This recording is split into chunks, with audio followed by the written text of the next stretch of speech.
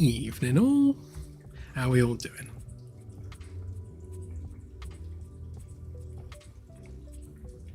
Yeah, exactly, Ethan. It's part 4-ish. I didn't quite know what to call it really. I figured I'd just start from part 1. I suppose technically it's like part 227. But yeah, we'll start from 1.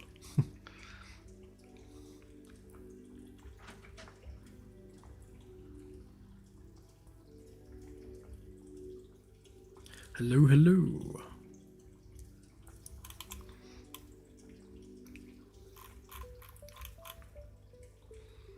Good to hear your truck's getting sorted, Delta. Finally, that's taken a while. And yes, we will be doing VIP quarters today. Hey, Miner. So we have a quick look at what I was doing. Yeah, Claire was reminding me yesterday actually that we're running sparse on dev builds at the moment, and that's mainly because I've just been like nose to the grindstone getting on with stuff. But yes, I do need to put a dev build out. I haven't, Miner, no. I haven't really had a chance to today.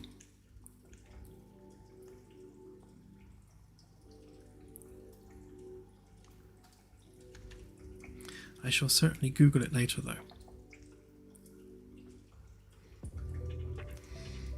Yeah, so I figured out how I was going to do the end panel here. I think that's pretty much the final version of it. I've added a bit more detail to the outer ring around here, and I've restored the light in the center, and we've given it some loft to give it a bit of 3D. So yeah, that's kind of where we're at with that. I've been working on doing the menu, like the pause menu, making sure that that works both in VR and in first person.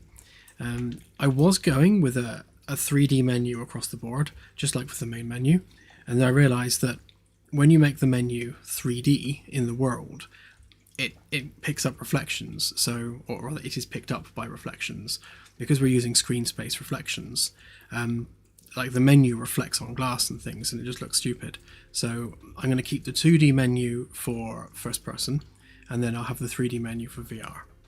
And that means that the VR one's going to have some weird artifacting, I know, in terms of reflections, but it kind of is what it is, really.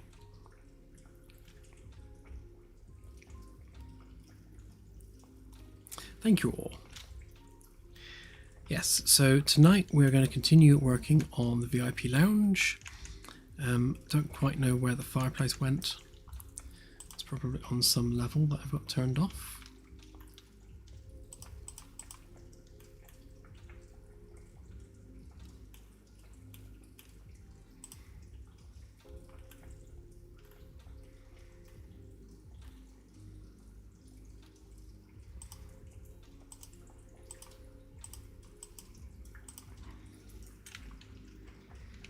Unless I did delete it. Perhaps I deleted it. Not to worry.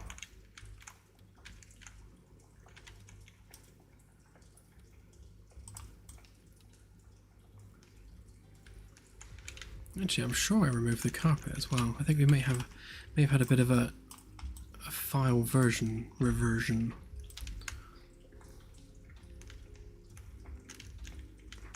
Yeah, because we sorted out the alignment for that, so yeah, good question. I think we may have had an issue with Git, but not to worry because it's all still here. Right, so we want the floor.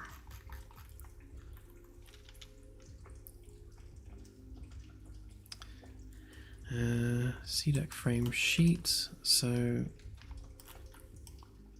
yeah, so that should now have the new alignment.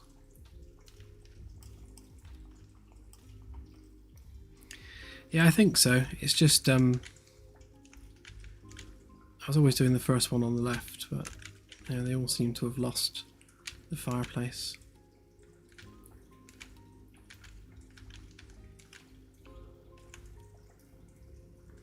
Not sure why, but it's all good.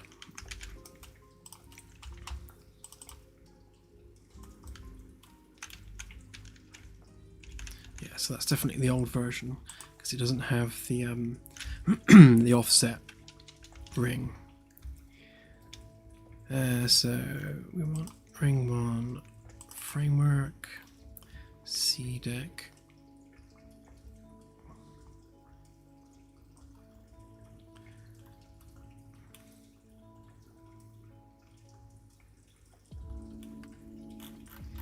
Do I not have that as an F? Oh no, these are the OBJs.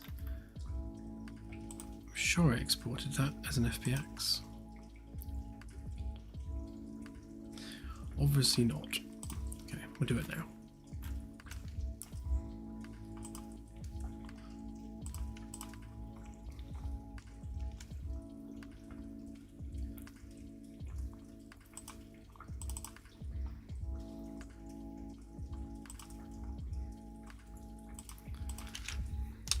So C deck framework sheet.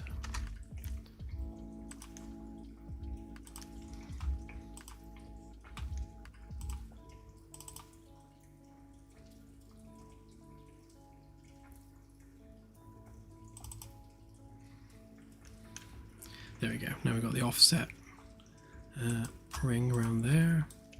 So that should all be lined up.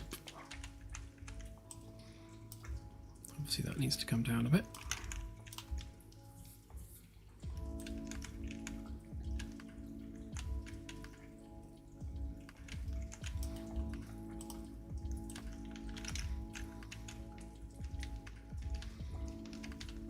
Yeah, we still got a bit of carryover from the old deck separation, which is why we've got little bits sticking up, but we'll cut them out as we go. So that bit looks all right.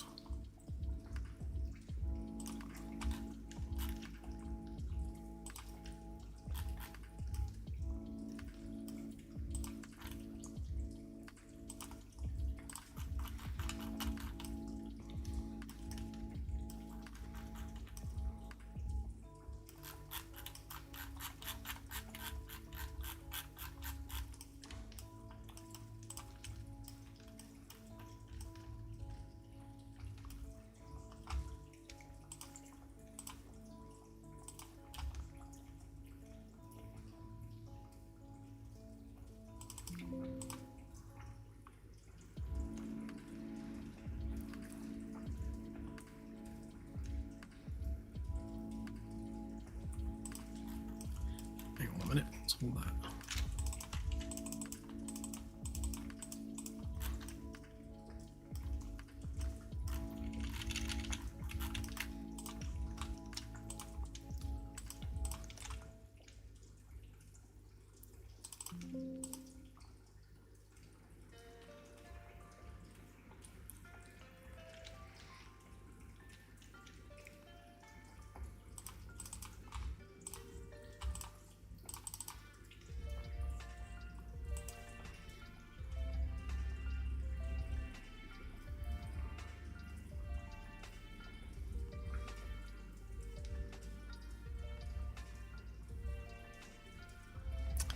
That's better.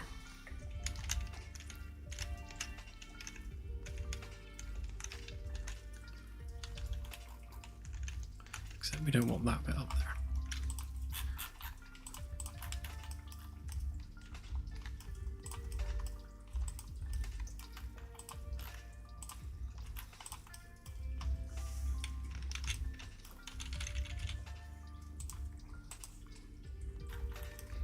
Right, yeah, so that was the carpet guide that I was making.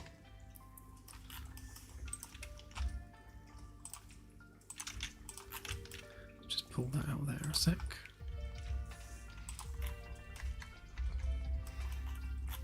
Yeah, so we'll have 4 carpet segments that go around the middle, and we'll have to work out where the kitchen equipment is and where the sofa's going, so that we can do the pattern on the carpet to be aligned with that.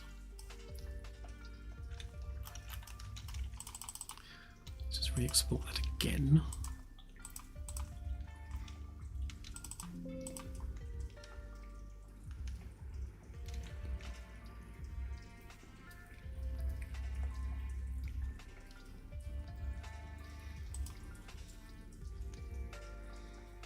Yeah, the cat and chicken are not added to the NPC list.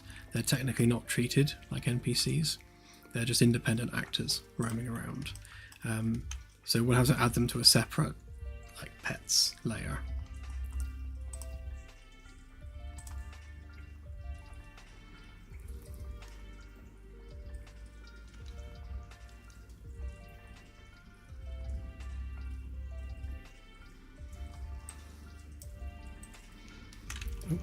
Okay, right. So that should be all the bits we do need and none of the bits we don't need.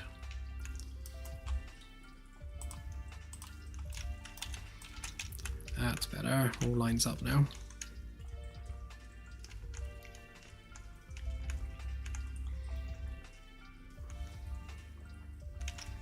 Yeah, so the jobs I wanted to do this evening, we can maybe get the door done there.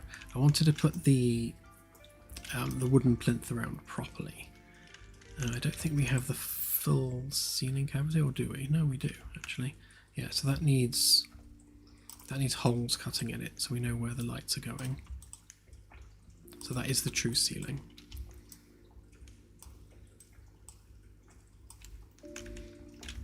Okay, so you need a snapping guide for that, I reckon.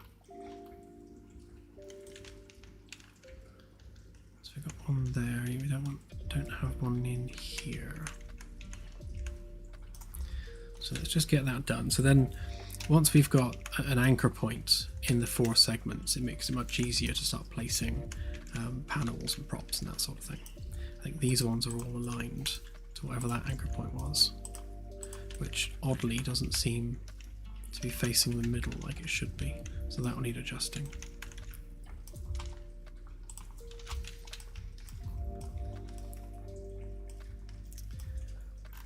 I suppose it's easier if I just use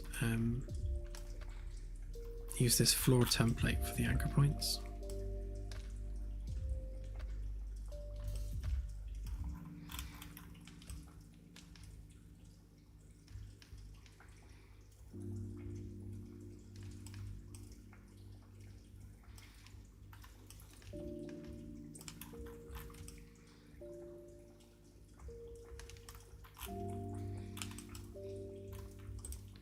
Actually, that said,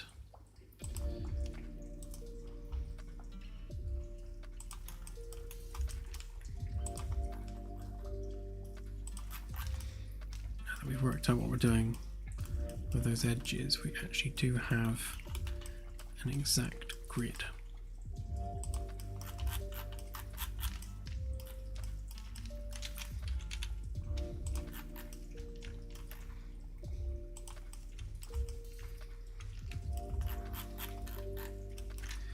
And that should be level with the outside floor. That should be level with that, which it is.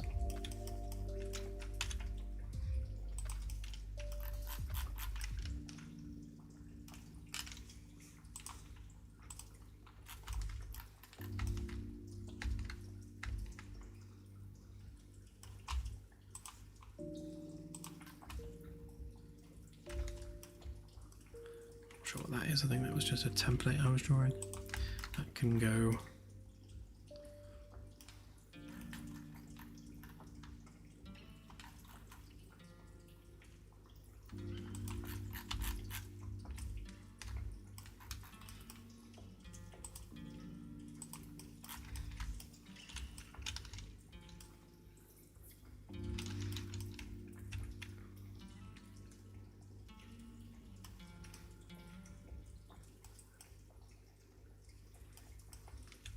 See, I was tempted to put the anchor point there, but to be honest, it's probably better off in the middle.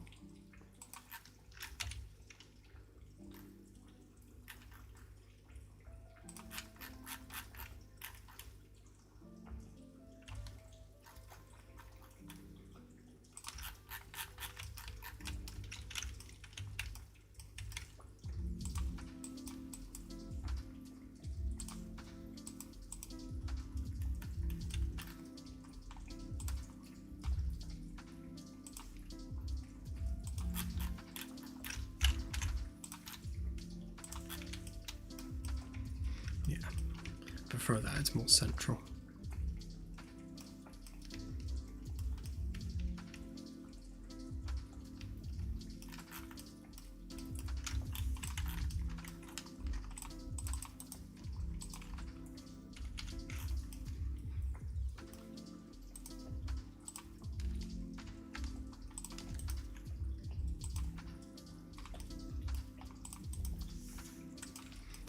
Rid of all that a minute.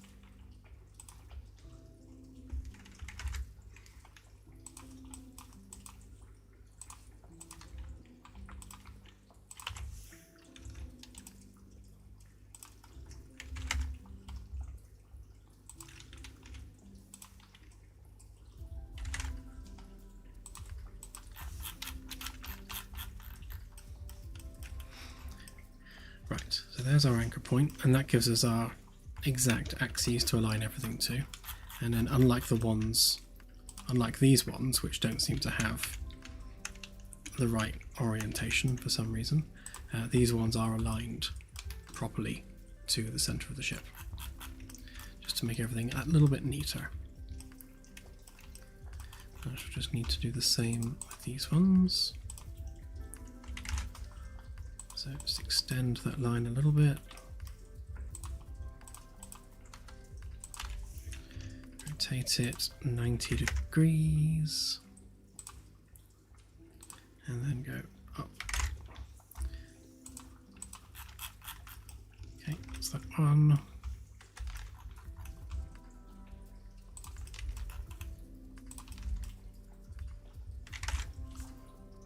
This may feel like a redundant step to be doing, but having established anchor points for everything makes just positioning stuff that much easier.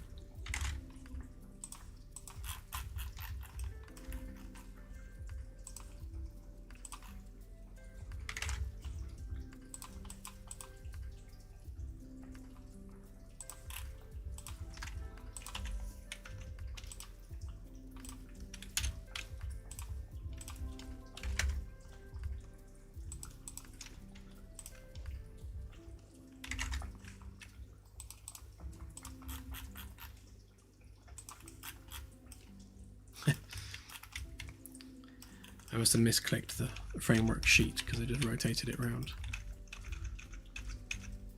There we go.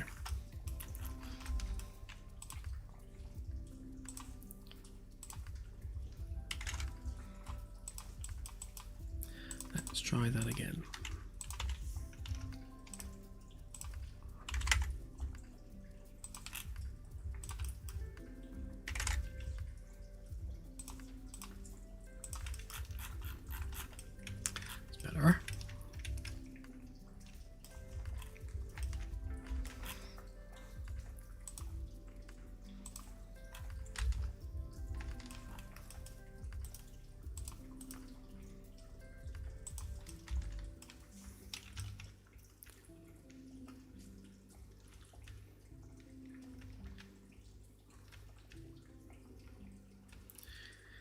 Okay, so if we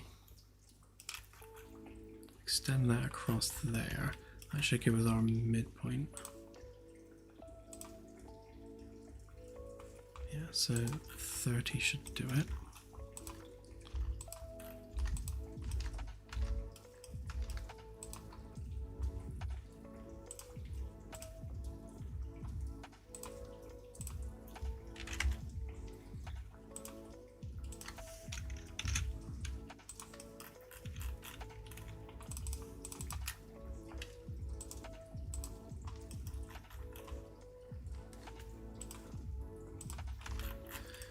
That's our carpet joins.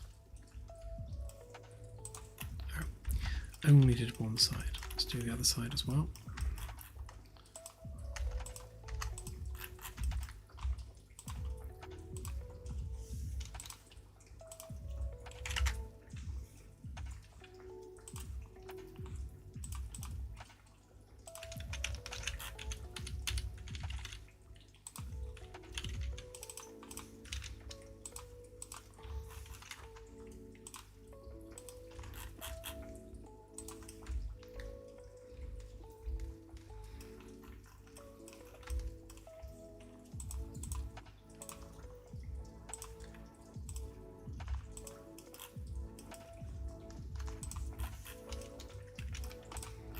Right, that gives us our exact segments, so we can then just extrude these and turn them into carpets. So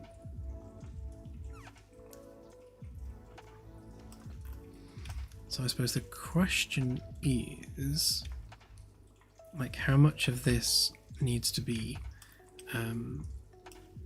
like the light carpet and how much needs to be the dark carpet, and are we going to wrap it around the pillars?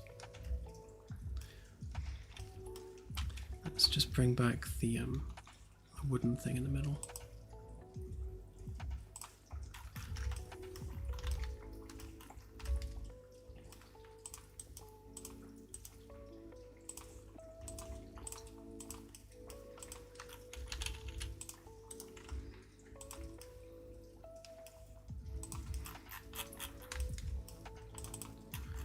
Right, so if that's going there like that, then we don't need that ring there.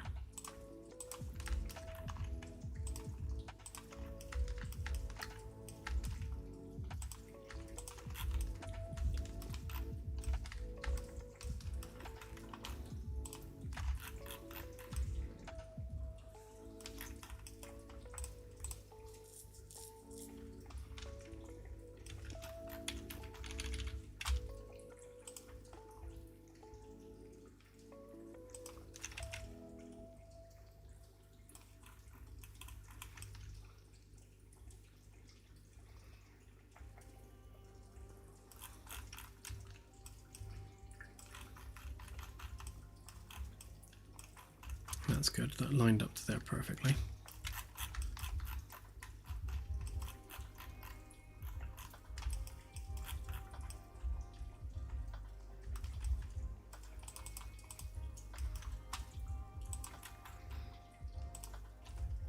Right, so we need to bring that in by 0.5 centimetre, which is the width of the rubber backing, and then we extrude the carpet in front of the rubber backing.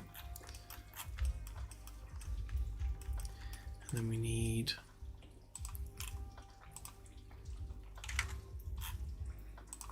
maybe, let's say, 30 centimeters worth of grey around the outside.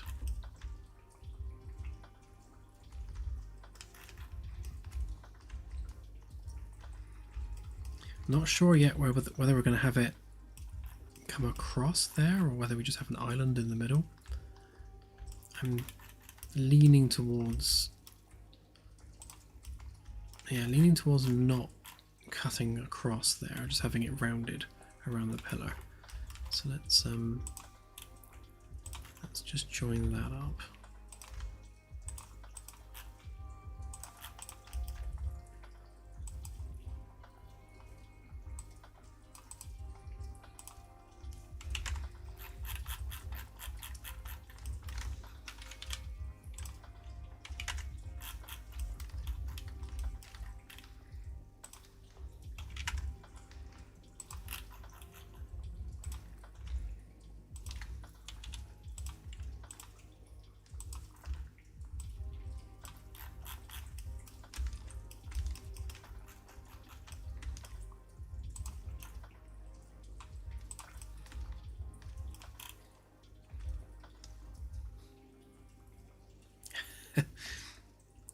Congratulations.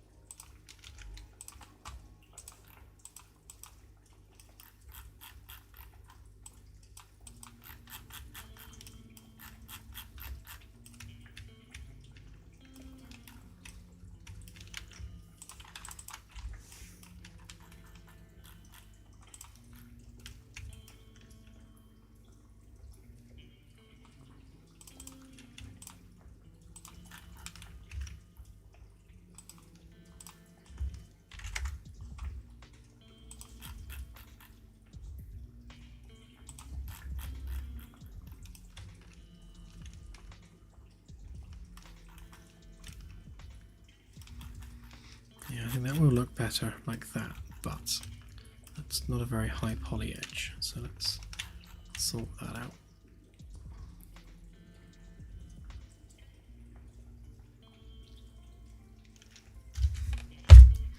We might have some truck mechanics.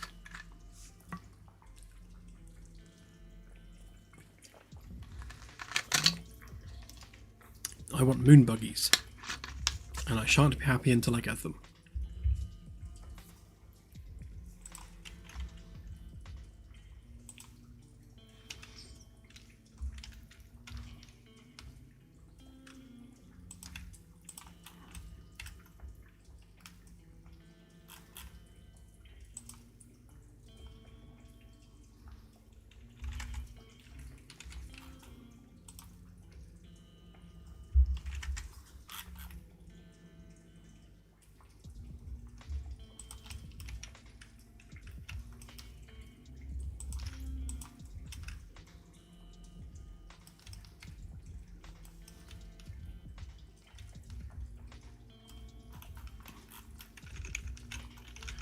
Wrong, didn't I? It's supposed to be from there.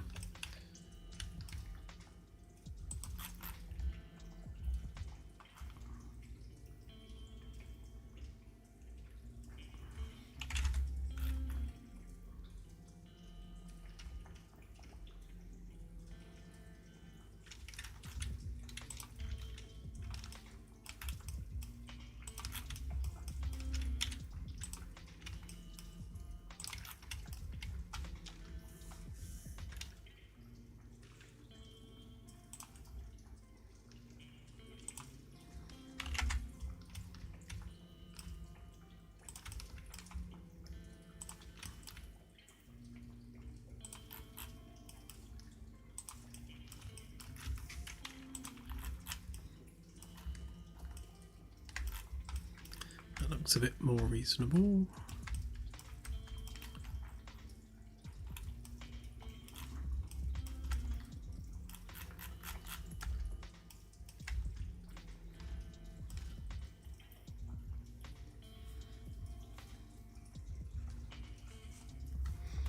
Well, we've got 3 whole DLCs to make, not to mention other ships and kind of the mini DLCs. So yeah, we won't be making anything else anytime soon.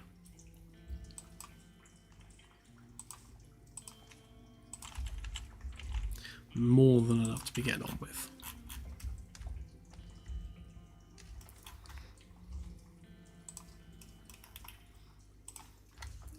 I'm gonna set the axis point here because it's causing us some issues not being able to draw perpendicular lines properly.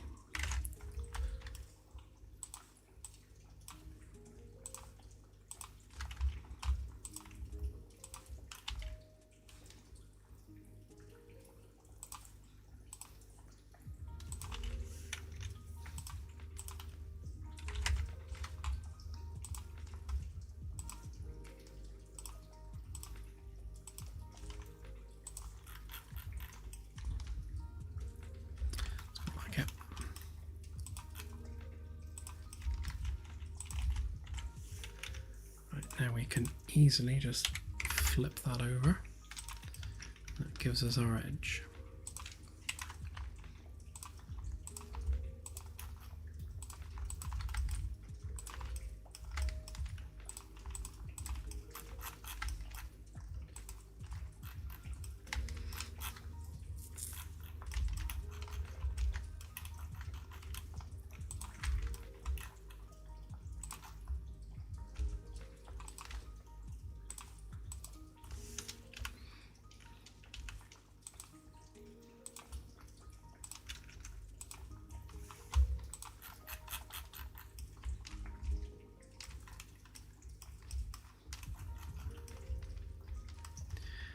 Well, to be honest, you're describing our second DLC.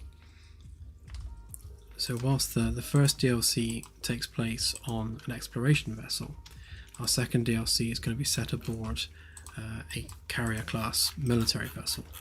So if serving aboard a space-based carrier is your thing, then that's very much what we're building.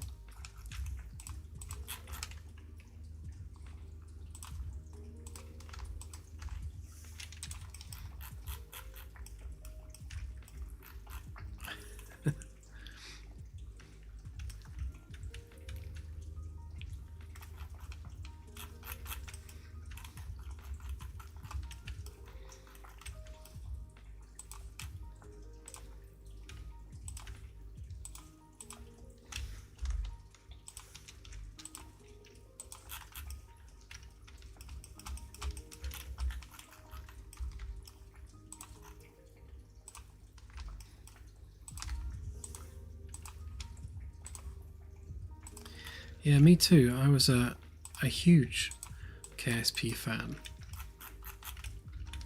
I've wasted many an hour of my life building experimental vessels and trying to do moonshots with them. In fact, one of the most rewarding moments in gaming for me was finally touching down on Moon, and not falling over, and then getting back home as well. It's a hugely rewarding challenge.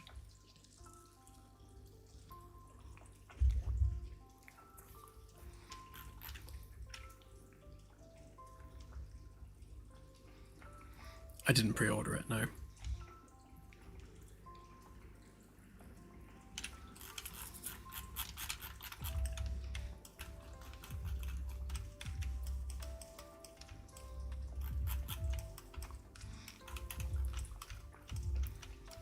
I did play Orbiter, yeah. I remember when I first started playing it, I always played it with infinite fuel turned on, and then I could never actually get into orbit, and I couldn't work out why, and it's because the fuel tanks were never draining. So of course the shuttle was so heavy that it could never actually reach orbit.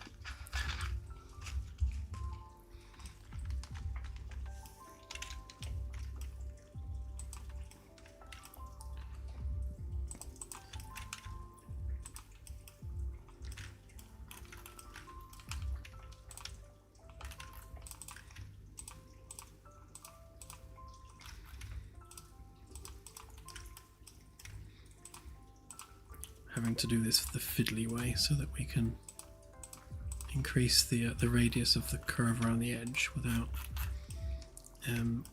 it going over the middle bit.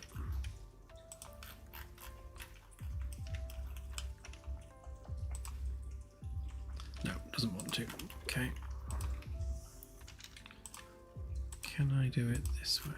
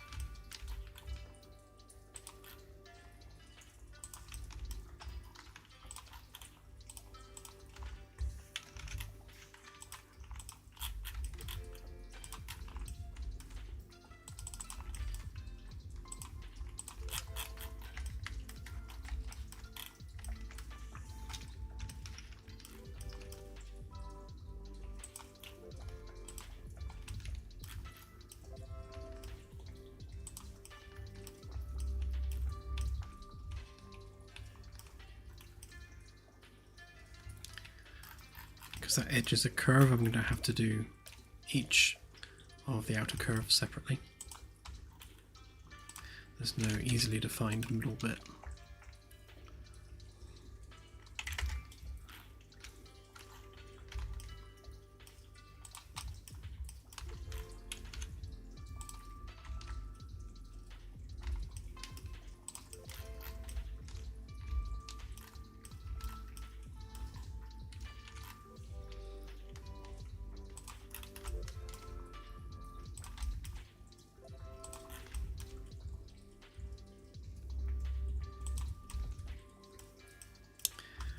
Well, that's not right.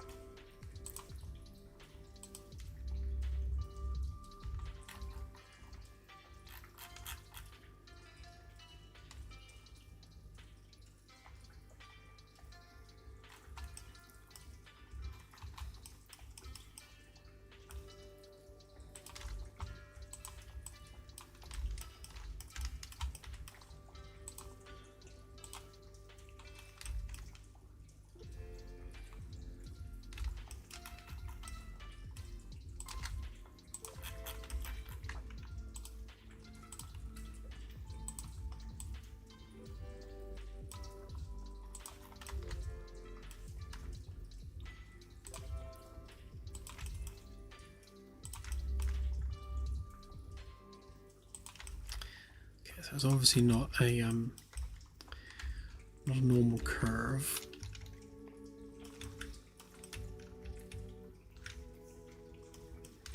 Which means it's going to be ever so slightly narrower during that bit. That's only literally 1 centimeter, so I think we can live with that. To be honest, I can just extend it forward by 1 centimeter. That should be fine.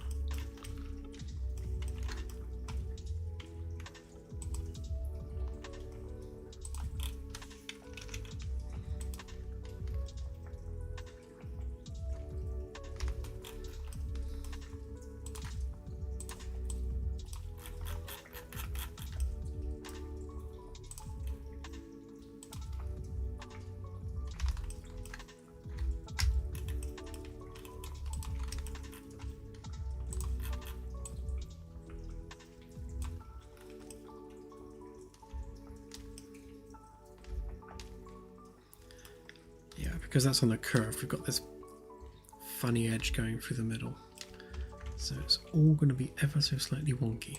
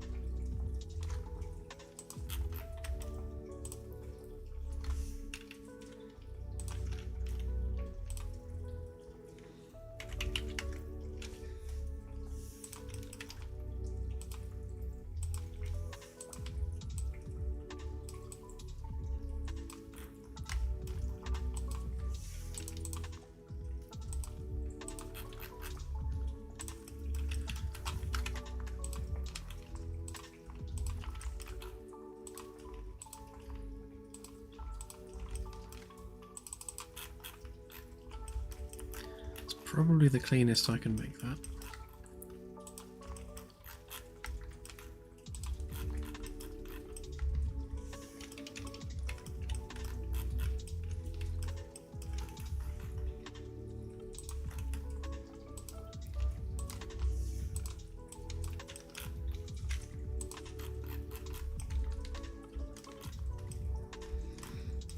Right, now we've got all our curvy bits done.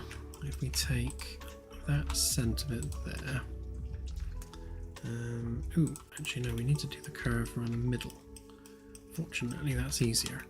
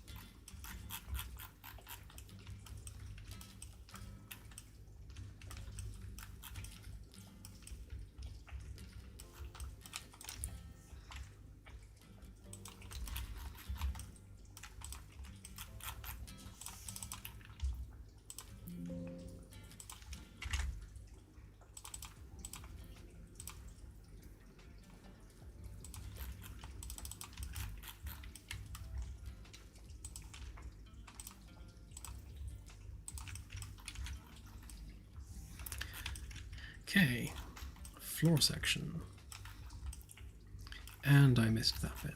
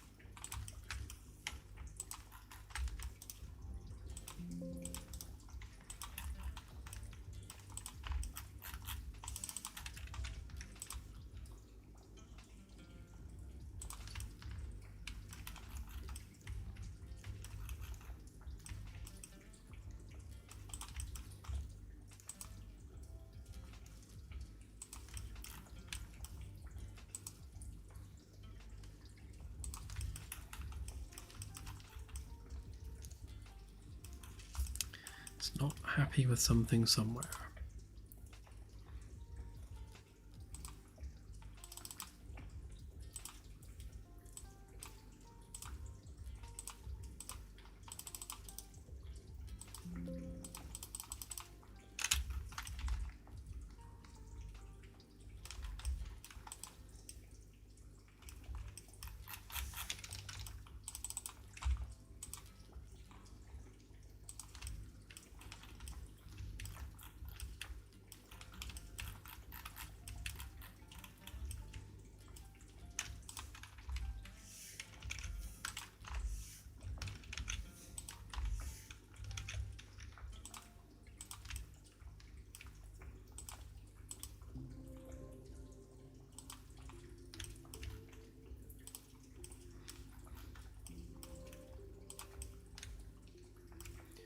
Not seeing any obvious issues there.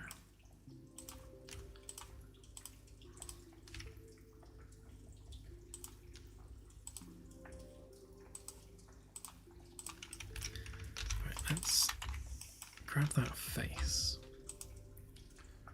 Just take the face from the top.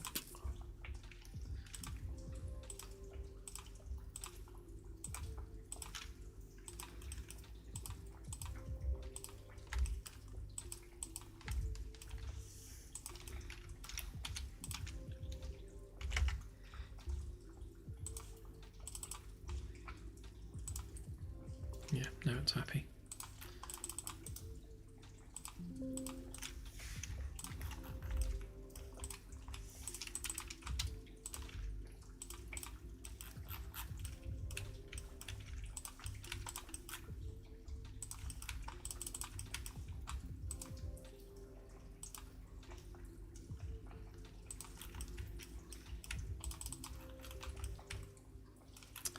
Ah.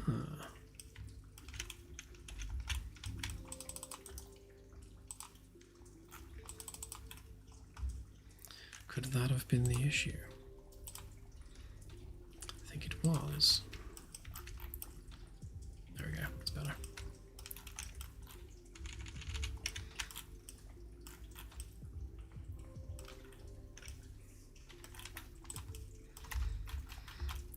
Okay, so we take that, that, and that, make them into a component, and we'll separate those from the template completely.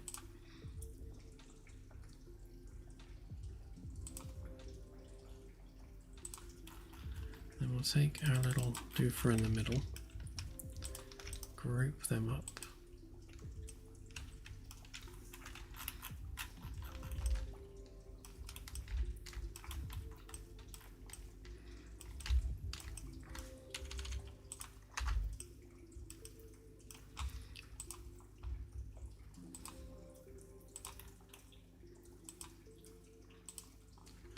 Okay, so that's the axes of the group.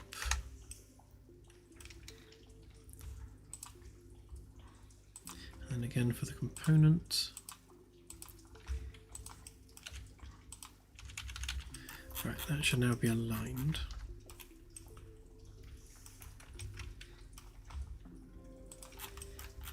Just copy that over there a minute. Right, so that's now an exportable floor panel that's aligned to that anchor point. So I guess the next point is to export, I suppose, that as an anchor template. So if we take the bottom layer of that, put that back on there.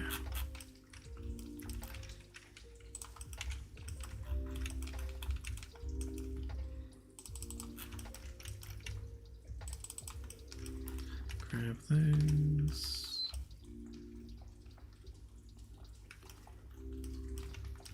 It's weird. Where's the rest of that one gone?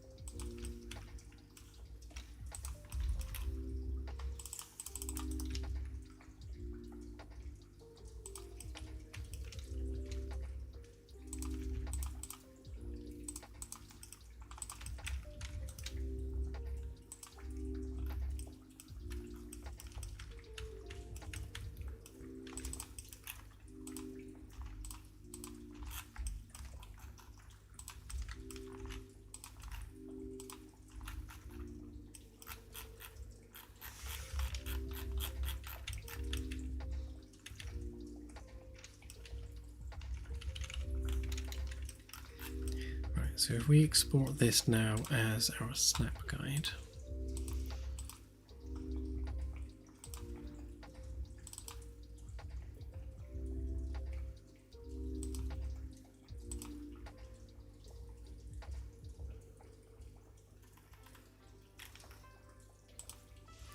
give it a suitable name.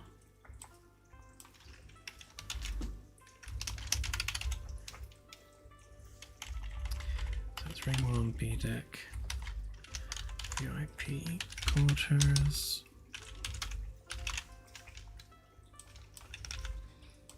Make sure I was exporting as an FBX.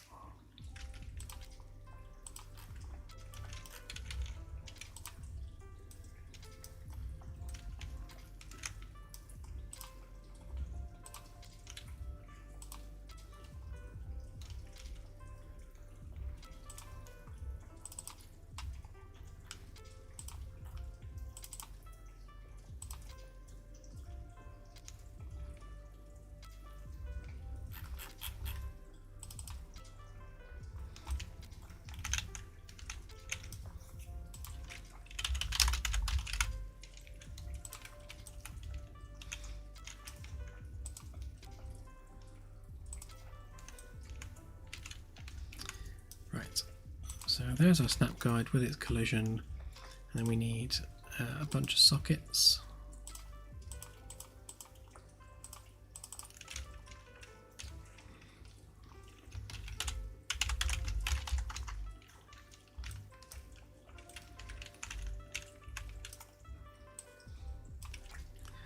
We shall position those properly in a moment.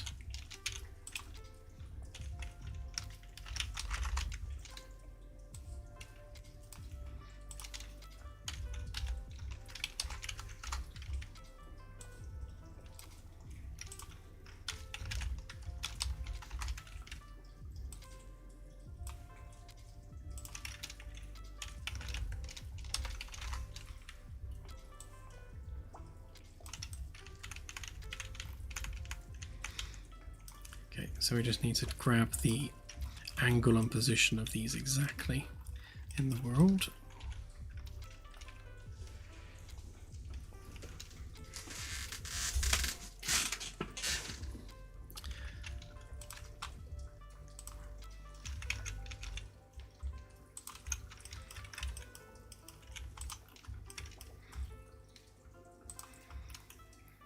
So normally we can do this without the label messing up.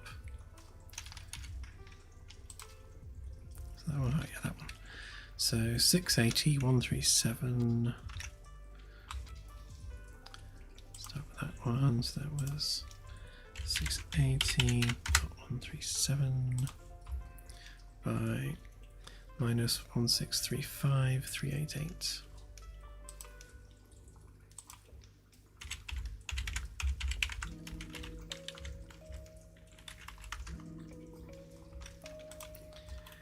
And then we do the rotation, so it's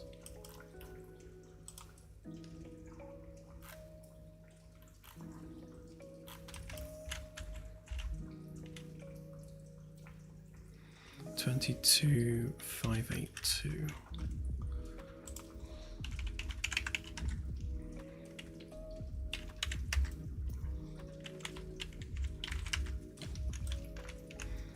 Yep, there we go.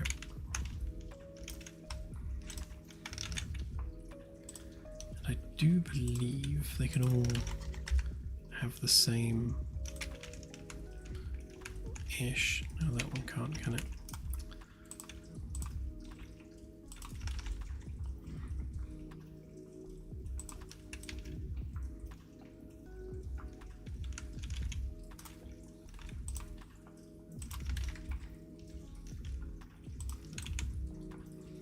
Oh yeah, those two can be the same. Those two and that one are different.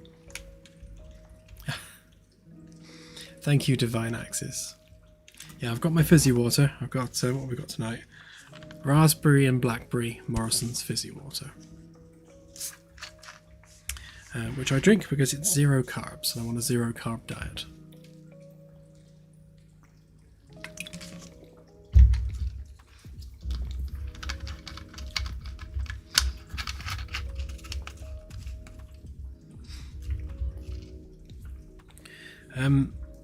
Are the DLCs going to be single player? Mostly. So that the actual campaign missions themselves, because they're very much player focused, those will probably be single player. Almost certainly be single player. But there are other aspects of the update to the galaxy, all the new stuff that comes with the expansion, that will all be available in multiplayer. And the ship itself that comes with the expansion will be available in multiplayer. So really the only bit that won't be in multiplayer is the actual campaign story narrative bit.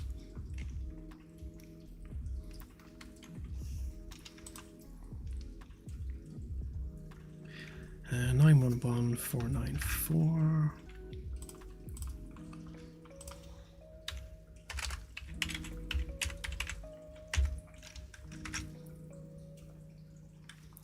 Two 191,685.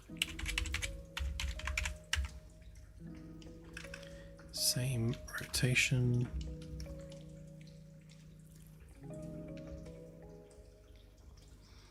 Yeah, I think co-op would be good. And you never know, it might end up being possible, but I'm just thinking about the way we want to manage like ending the session for the day and starting a new day aboard the vessel, and that's going to require the player going to sleep and then when the player goes to sleep, it triggers the new day's events. So there's going to be lots of things that are not necessarily multiplayer friendly in that regard. I mean, when it actually comes to doing it, we might find that that's not the case at all. But the plan A is for it to be single player. So that's, what's that one? 1076211.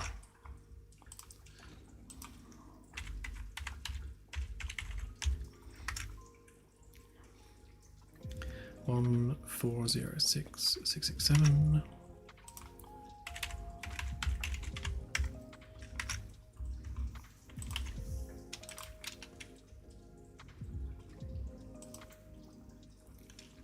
Thirty-seven 419.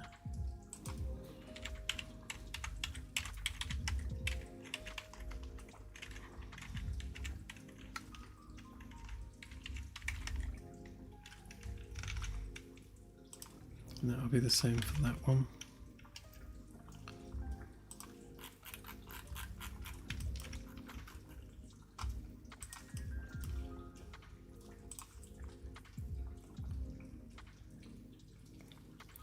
One 442 327.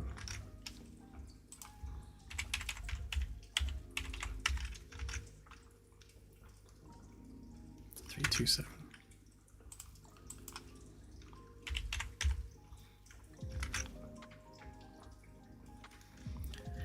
One 885201. And the same angle. Okay, so last one.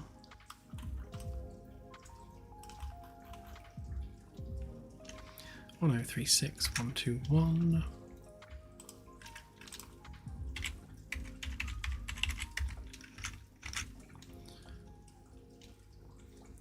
179468.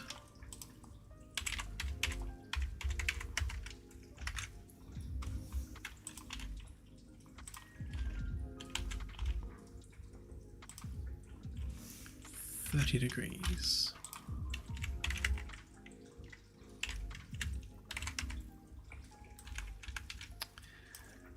Right, so all of those should be facing the right way. That one, that one, that one, that one, that one. And they should be in the same place. So the reason that these are here is now that we have a template that has sockets on it and they're facing a certain direction, we can now have things like carpets and wall panels all attached to these anchor points within the room.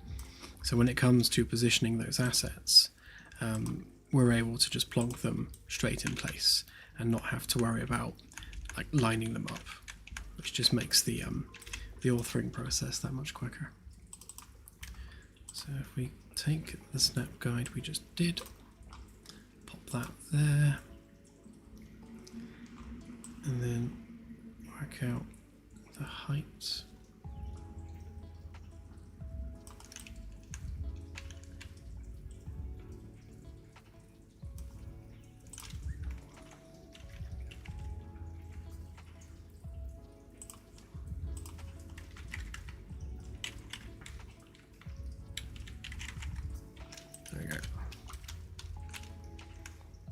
So we can now attach things to that now.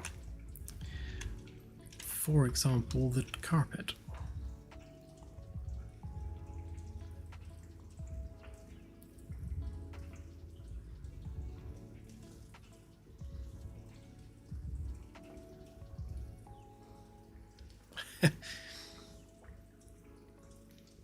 So a ship and station creator, if we ever do that, then it's going to have to be like the Starfield one, because we have pipes, cables and conduits that all need to line up. So it's going to have to be modular, because we need to make sure that when you attach two pieces together, all that hardware is aligned. So we'll probably start with like a set chassis for each class of vessel that will contain the power plant, the batteries, and all the and all the generation stuff, and then all the utility pipes and conduits and things will branch off of that and line up with the snapping points for the next modules. Totally doable. We can definitely do that. It's just a question of when. There's a lot of other things to do first.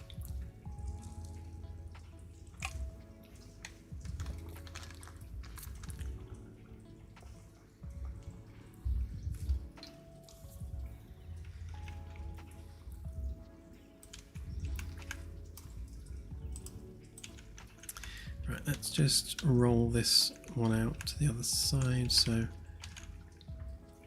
I'll need to extend this at some point to cover these rooms as well, but that will do for now. Let's turn off all this ADEC stuff that we don't need.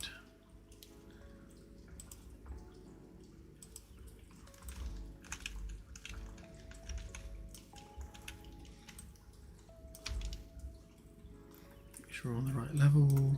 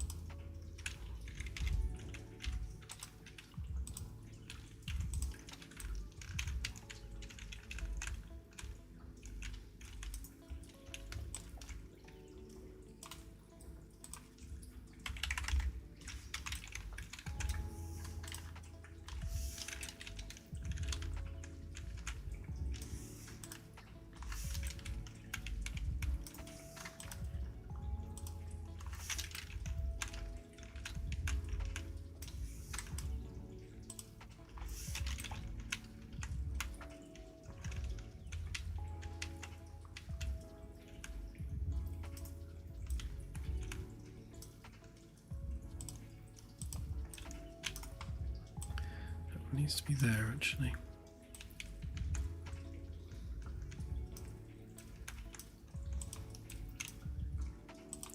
And similarly, that one needs to be there.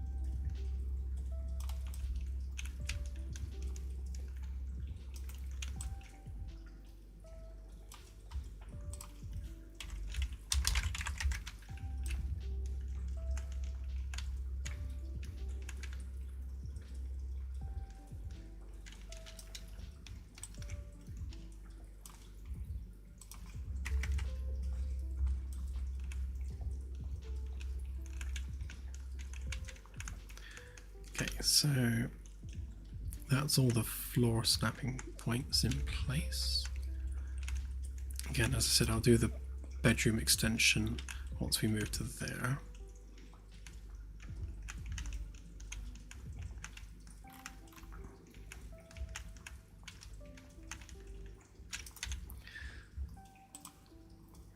Right, so the next thing we need to do is grab that carpet.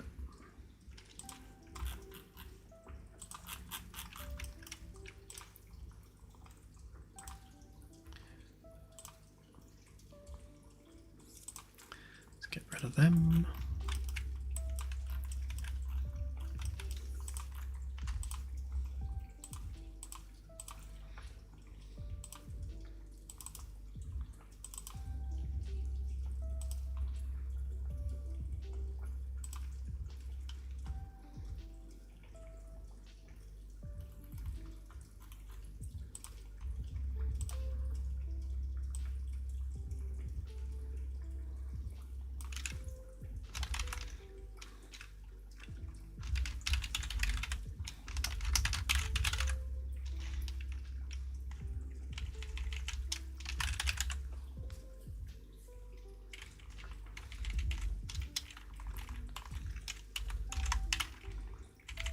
sure why I'm mixing case and the naming convention.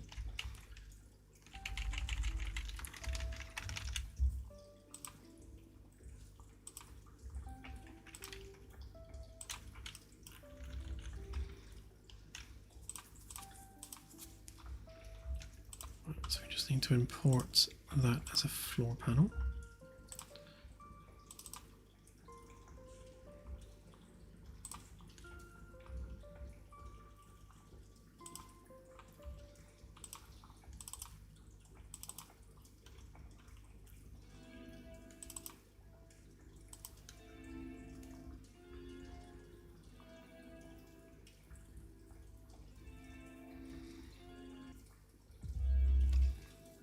Factions, no. We're yeah, it's not that sort of game. The only thing we'll have that's anything remotely like factions is we want a PvP mode where it's essentially a mini game. So you'll have two teams trying to take over their opponent's vessel. So that'll be a case of you do the space combat bit where you disable your opponent's ship. You then get a shuttle across to board their vessel, fight their way to their bridge, and then hold and capture their bridge. That's basically the siege of their bridge. That'll be a standalone thing that's separate from the main game, just something that's fun to do, I suppose.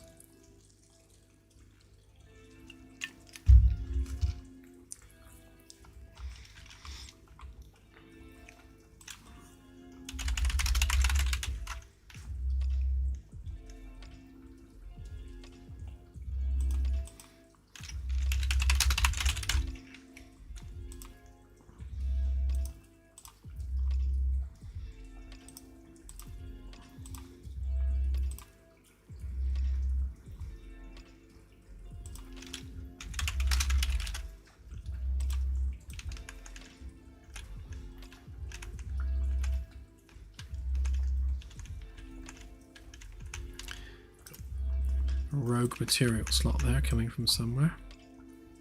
Not sure where.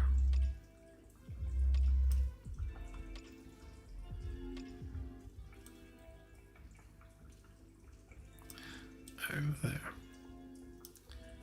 The back face of that mesh is the wrong material.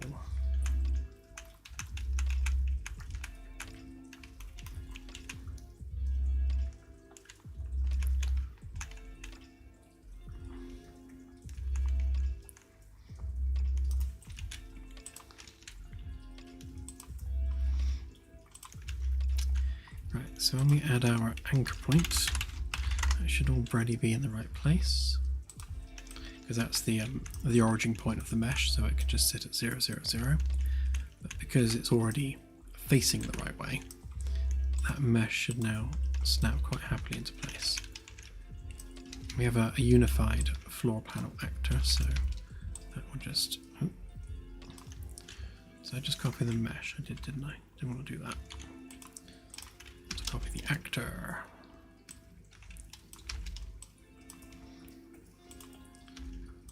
So that should just snap there somewhere.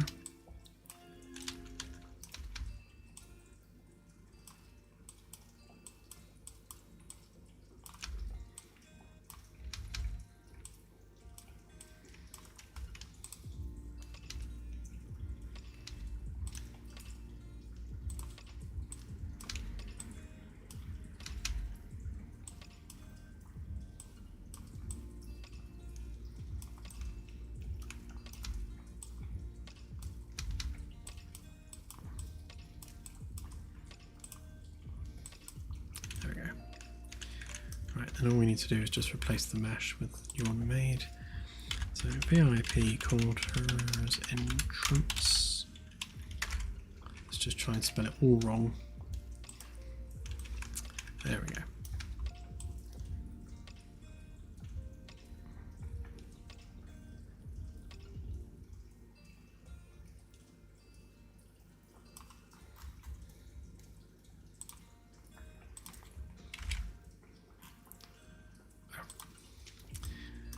Or mirrored, we don't want that. Oh yeah, so on the socket snapping, it will only snap red to red. So let's just add another socket on there facing the other way.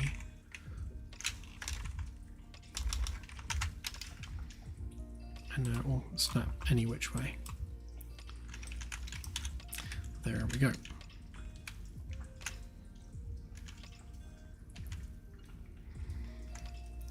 So the carpet is now snapped in place.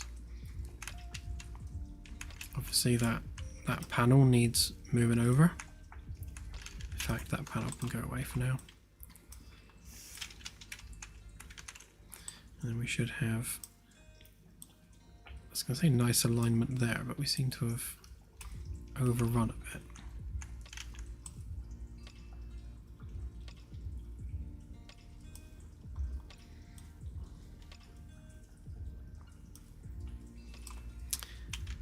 Oh, I know why.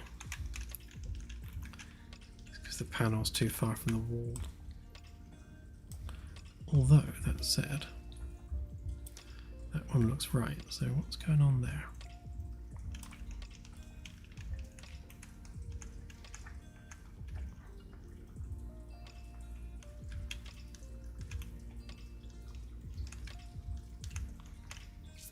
Might need to make that bit smaller around the edge. Fortunately, it's an easy adjustment to make. Just need to bring that out a bit because the carpet's supposed to line up with the edge of the base of the panel, so the carpet's supposed to start there. I've obviously mismeasured that somewhere, but no matter. As I say, it is an easy fix.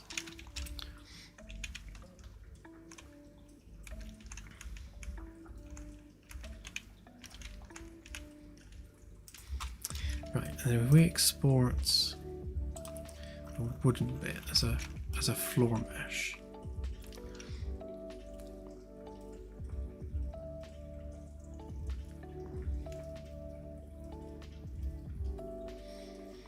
I think when you pull the chair out, it doesn't go over it, but let me just double check.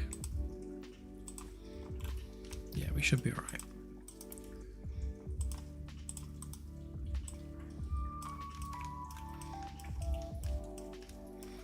Although, yeah, when you're sat in it, it will be fine. But yeah, you're right. It will overhang slightly when the chair is being moved. Although they do have physics, so they will lean.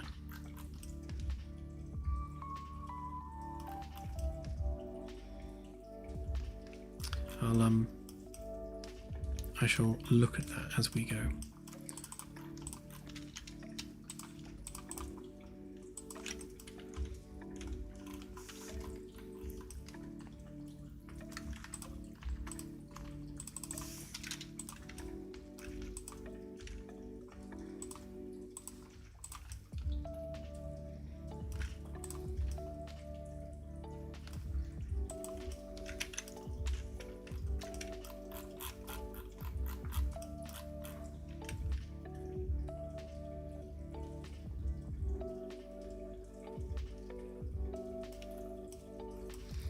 Now that I've added that bit of carpet there, I am debating whether or not that's too much of the dark carpet, because that means the wooden band is in the middle of it. So let's group those up a minute. Make that a component.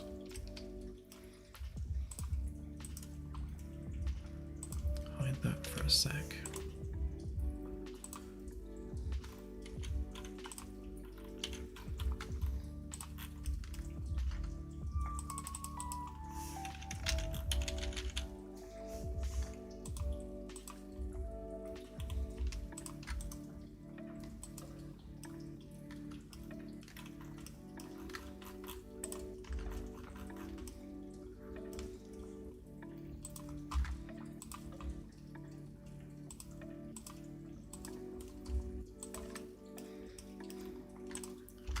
The group axes done,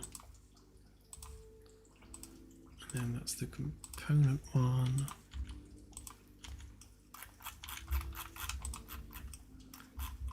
Okay, now it's aligned.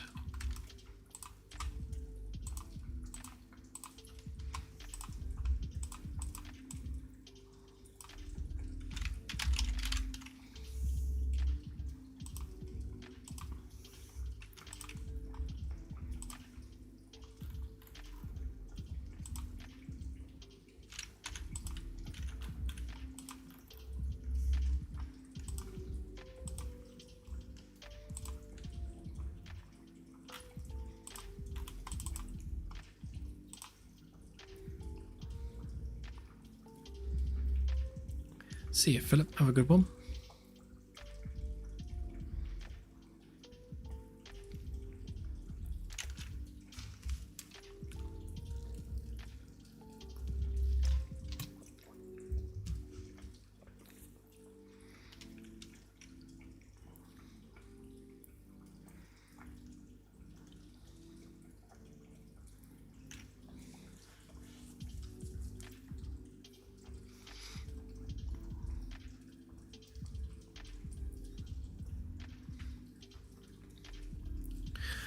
Yeah, that's quite a departure from what the planned scope of the game is. So, in a nutshell, the idea behind the game is serving aboard a vessel and then going out and conducting missions as a crew member aboard that vessel. So every time that you embark on a mission, you are just one of the crew. Now that might be a very small vessel, like a 5-man team, but you're still part of the crew, and the vessel itself is kind of the hero in the scenario. So there will be vessel specific mission objectives, and then there will be personal tasks to do aboard the ship in support of that overall mission objective. So even when we do the single player campaigns, as much as those campaigns are going to focus around your development as a crewman aboard a ship and what your career looks like, as you progress, through the story, it's still set aboard a single vessel that's doing a series of missions. So we're not doing like any faction-based stuff. Obviously, we'll have different alien races, and there'll be different political situations, and that will be part of the story. But we're not building a game where you can set up space stations and set up fleets and have wars with other factions or anything like that. That's kind of not the game we're building.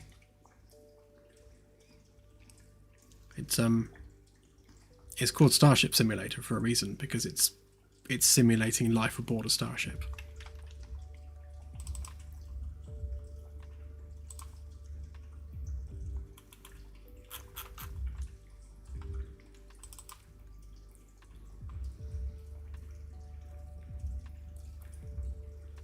Yeah.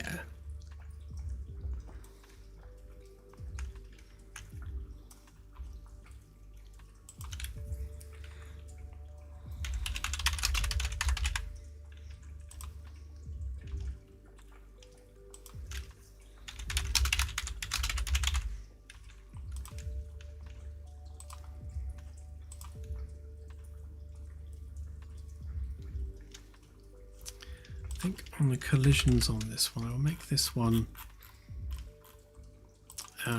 complex collisions, so that we have that slope with a collision surface on the slope rather than it being square.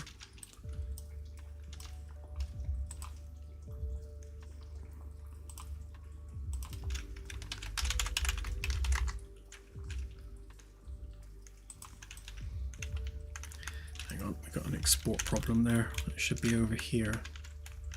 The mesh is in the wrong place.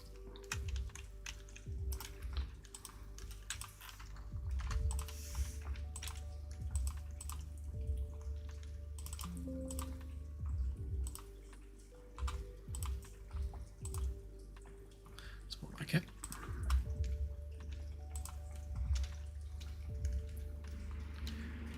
I just realised I'm on the wrong level, so let's just put that one on the right level.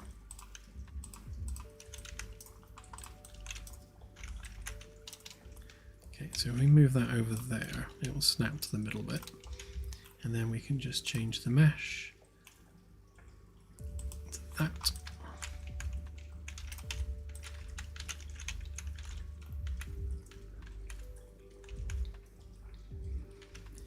Yeah, so I guess what we're left with here is like that wooden surface with a darker band around it. I think it would probably look better without the darker band. I'll wait and see until we've got all 4 of them in But that's my initial thoughts on that. I think it's too much dark grey, not enough wood. Could also do with reducing the gap there, or is there no gap there? Oh no, no gap. It's just the way it's picking up the light.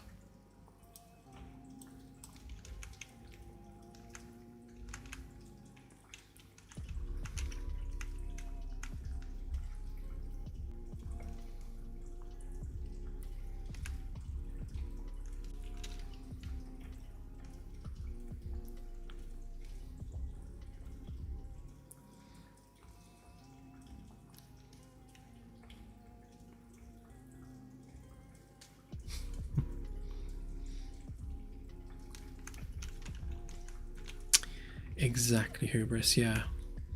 It just seems like overkill.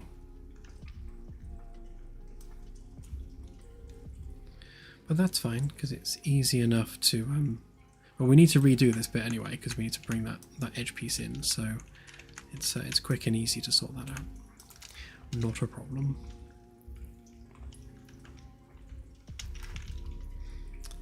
Right, so let's work on the next one.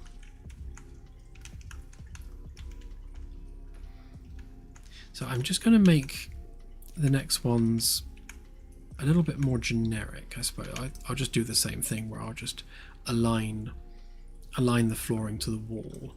Although once we get things like cabinets and things in there, ideally we need to start aligning to the cabinet instead.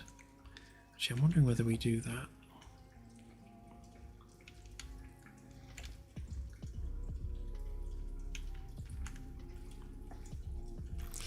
It feels a little weird to have carpet in a kitchen area. I think that's probably better served by having maybe like a little wooden floor area where the kitchen would go.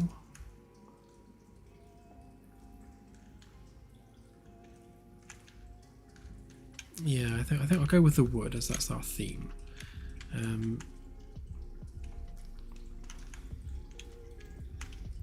So maybe this section could serve by just being wood.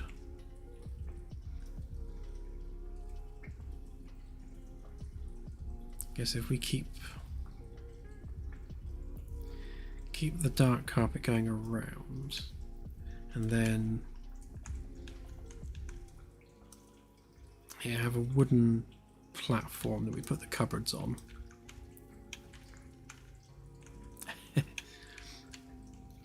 Yeah, stains. We don't want no stains.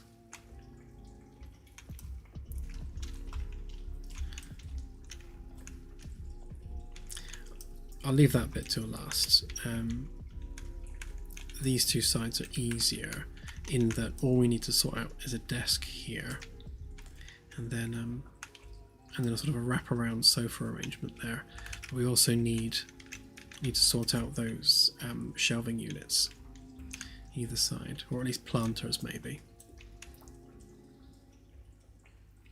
And we need to cut through the shelves through there. Yeah, sort out the panel across there.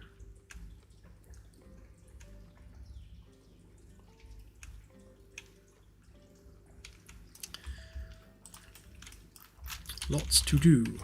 Okay, so let's move on with this one then. So where did I get that wrong? Because that's actually correct.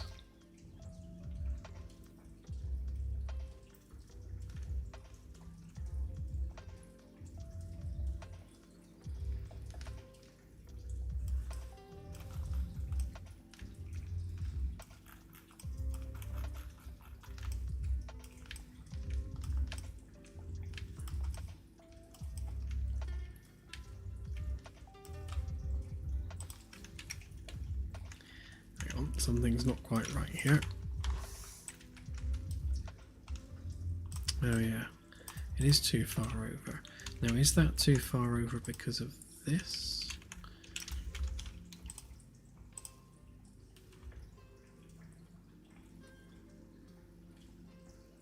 Yeah, That's the problem.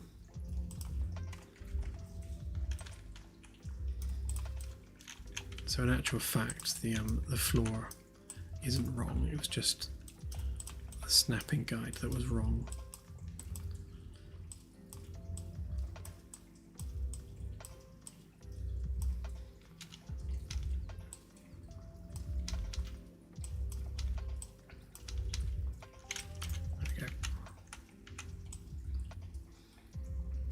That's better.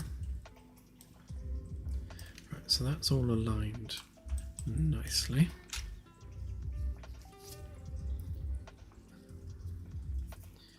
Same there, got the same distance away. Yeah, and the same distance around there as well. So yeah, so this one is just the panel being too far from the wall. So that's the panel's fault. And it's fine on that edge. Well, that needs replacing anyway, so that can just go. Right, okay.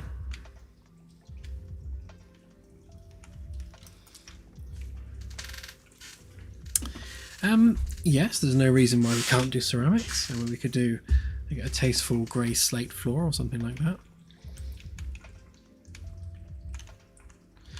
I'm quite happy with that.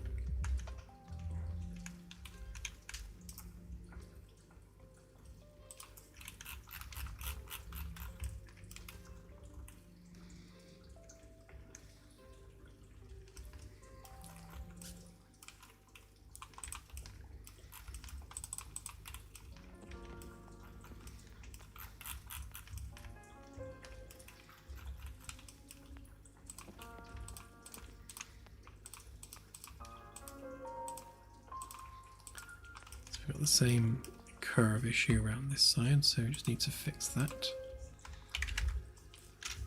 The issue being that we went too low poly on the initial curve, so we just need to up the poly count somewhat of the curve. So if we just pop that in there.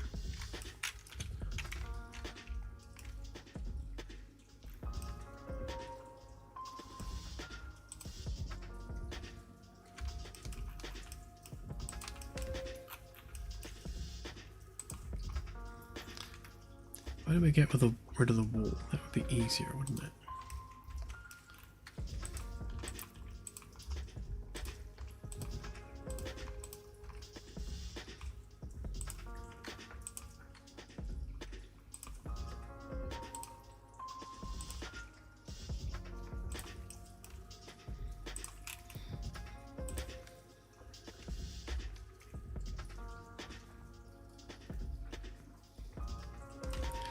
So that's about 1 centimetre off where it should be.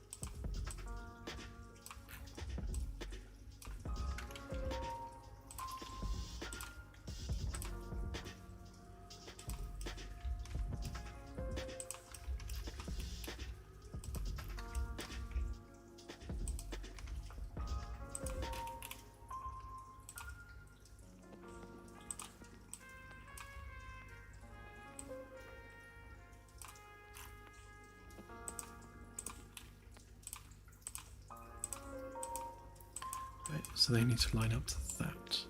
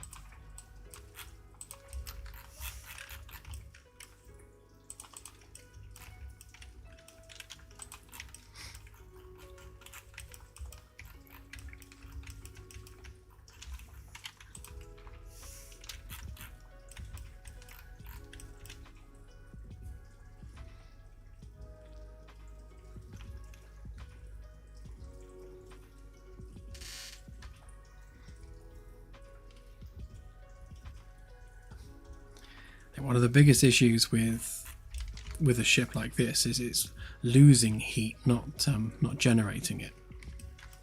Space is like the perfect insulator, so like all the heat you're generating, you got to try and get rid of it somehow.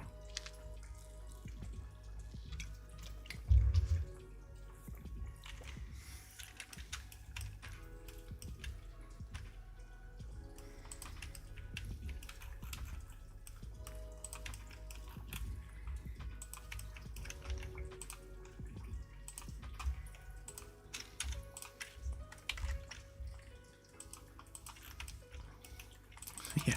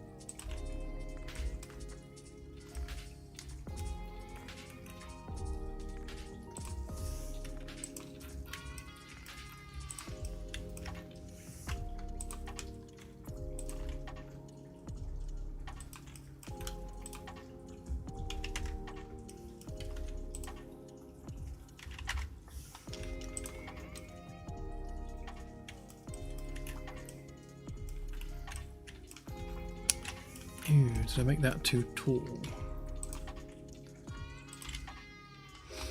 I did.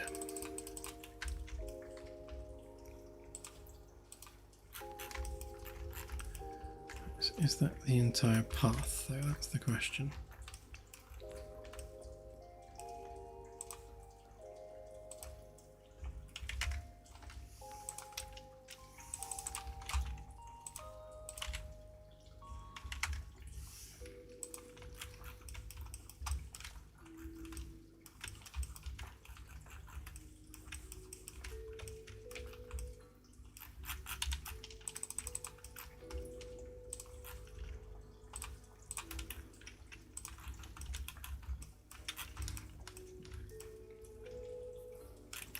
Hey, all good, thank you.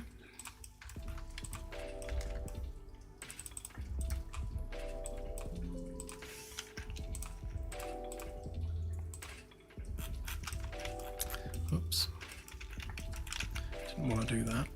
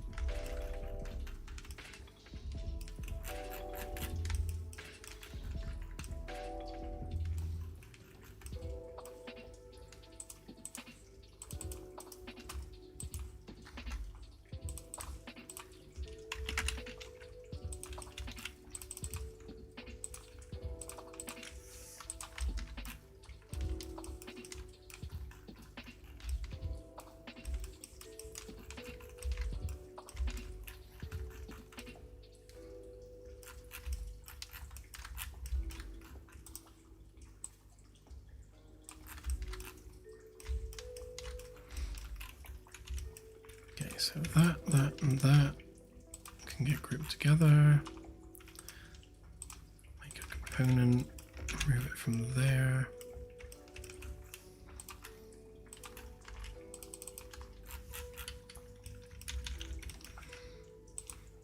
Pop that back in there.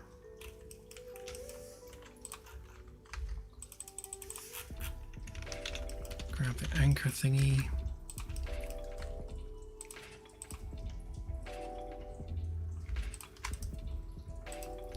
Group out of those two.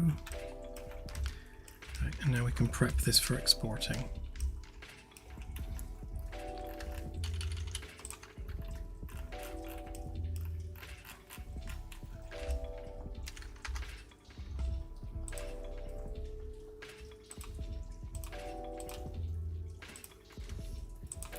That's the group.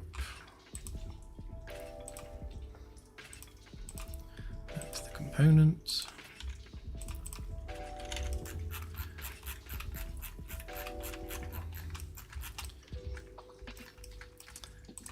Right, export.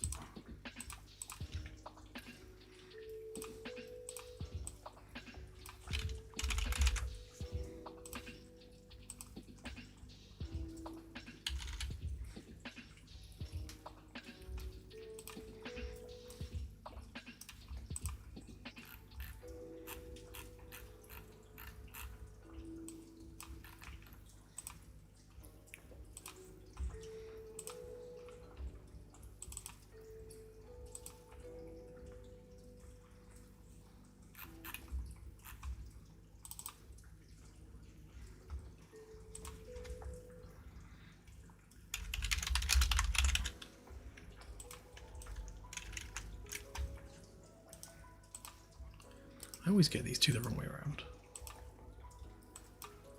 There we go.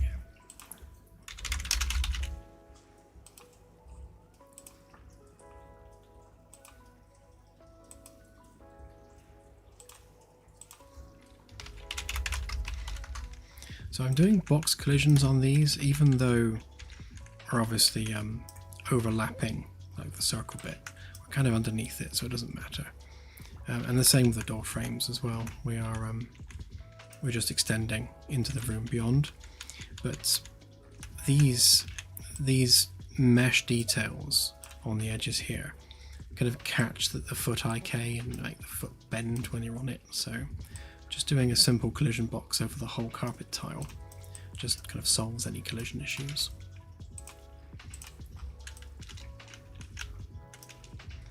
So snap that one there, change the mesh, that one, and there we go.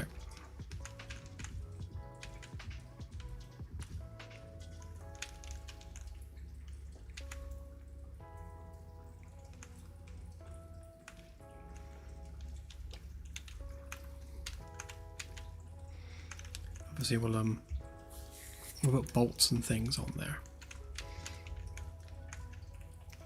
just like these ones.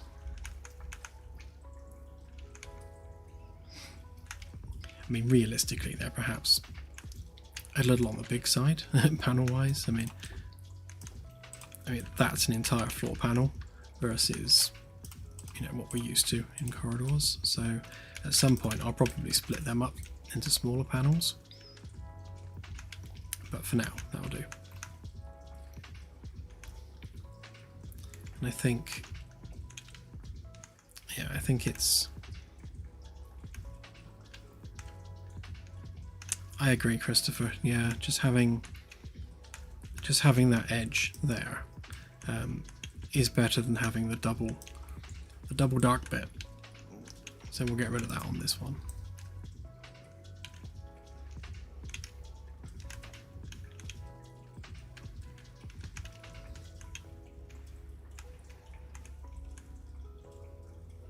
I think we might actually, depending on what we're doing with the rest of it, make this grey bit wider. How wide are we here? It's a fair bit wider in corridors, but we don't want the inside of the room to be like a carbon copy of the corridor, but maybe a bit wider. But again, it'll do for now. I suppose we also need room to put rugs and things down as well.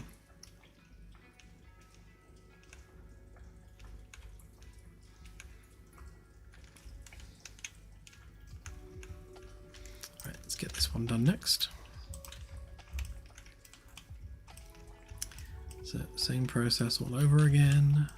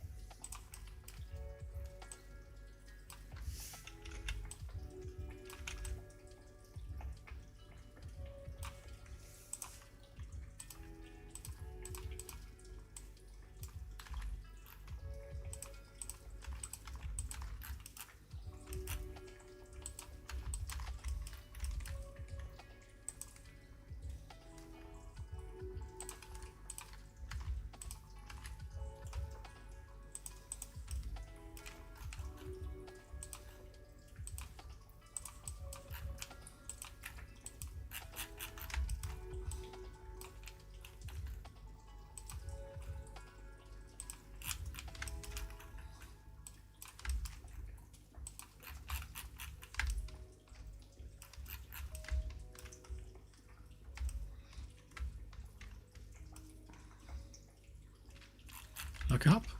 What am I looking up at?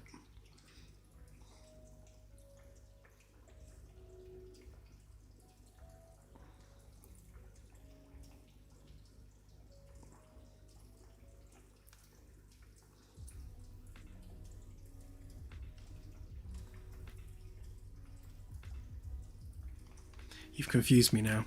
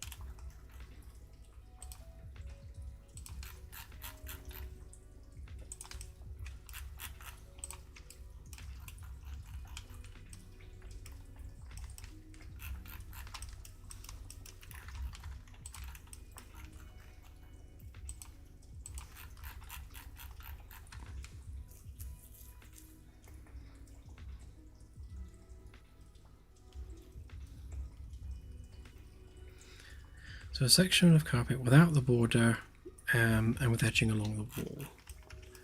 Do you mean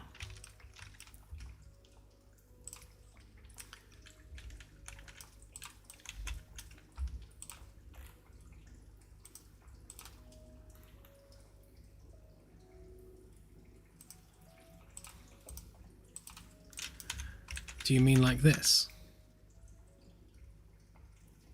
Just without the grey bit?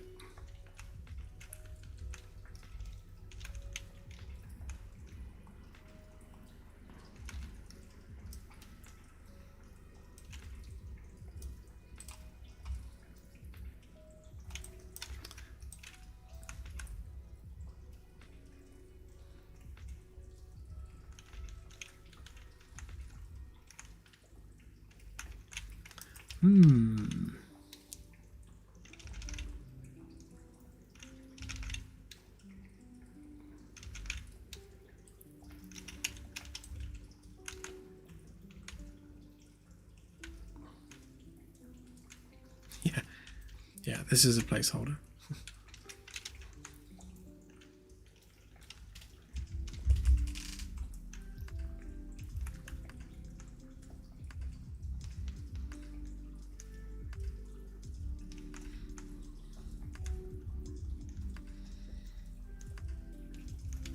Yep, that's entirely doable.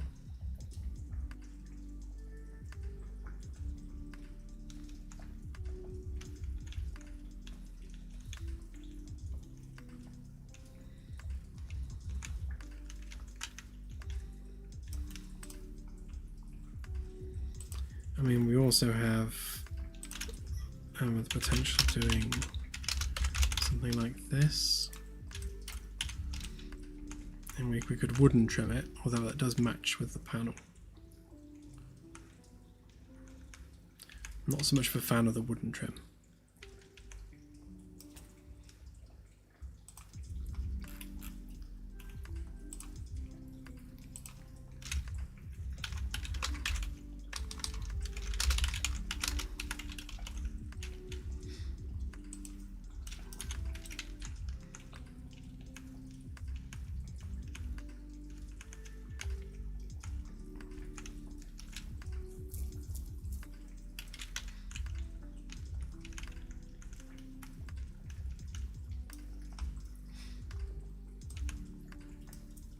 You can also experiment with different colors, of course.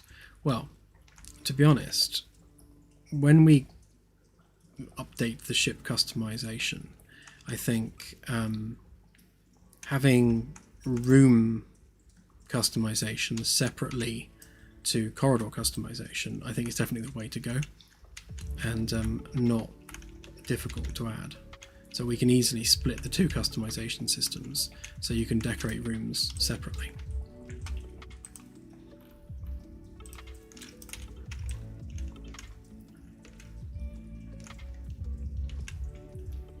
Yeah, exactly, Mark.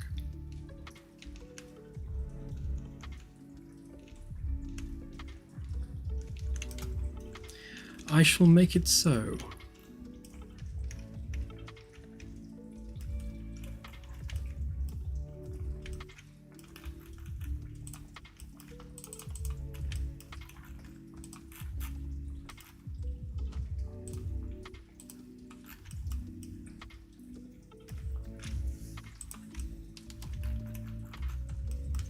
One of these edges is not connected somewhere.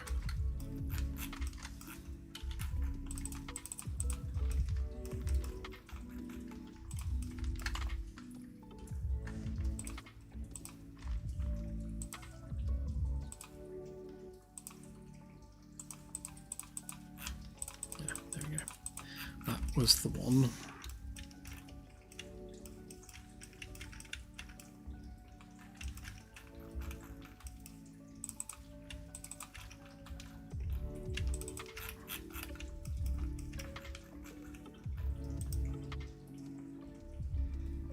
Just group those up now, actually, just so that they're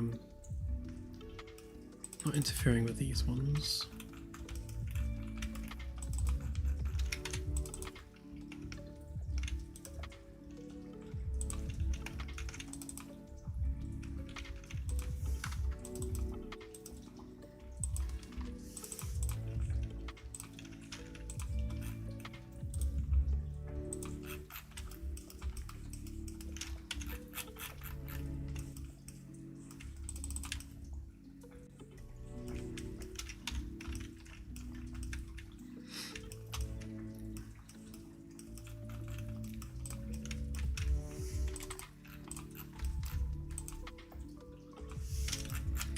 Let's do this over here. We're out of the way.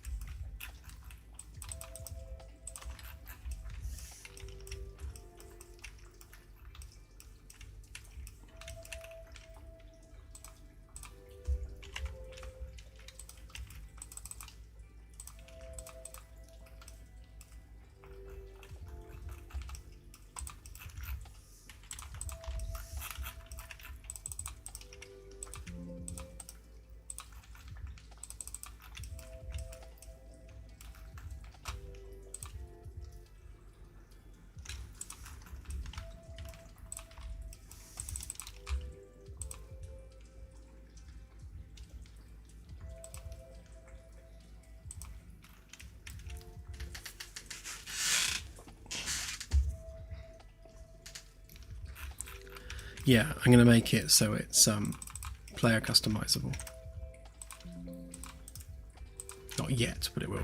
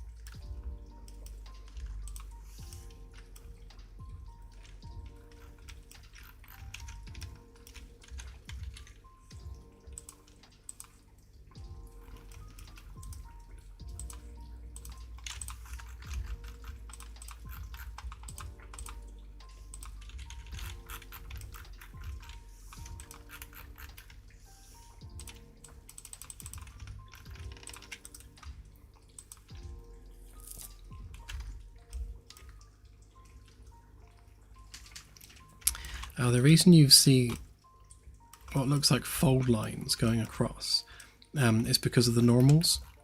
So something that SketchUp can't do is face-weighted normals. So you end up with these like crease lines. Fortunately, Unreal can do face-weighted normals, so we can sort that out in Engine.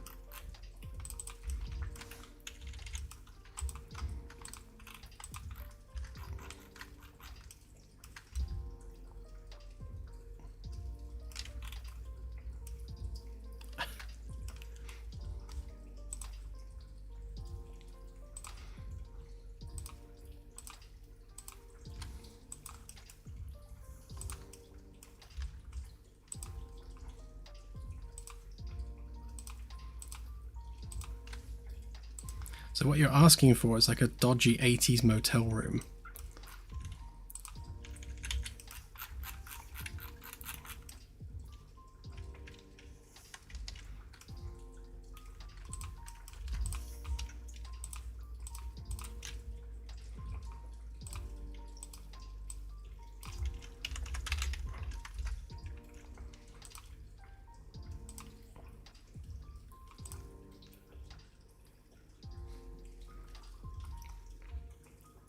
They're very not normal.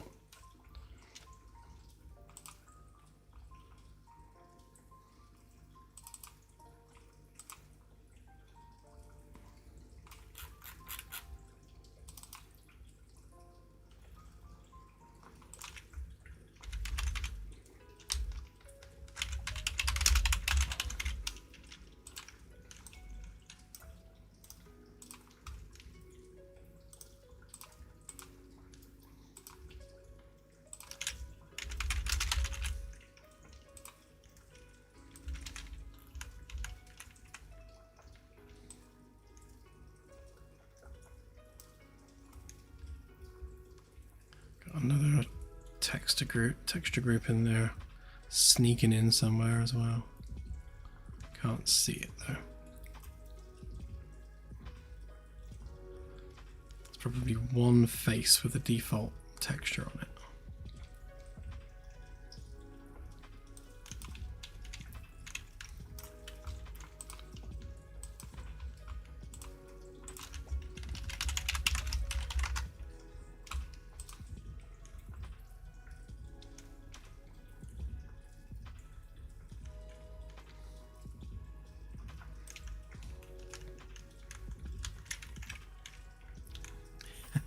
Good question.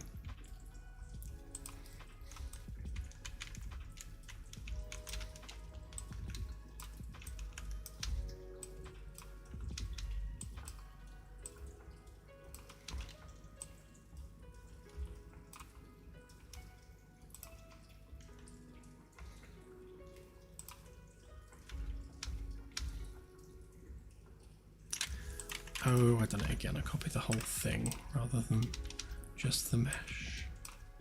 And that's the light.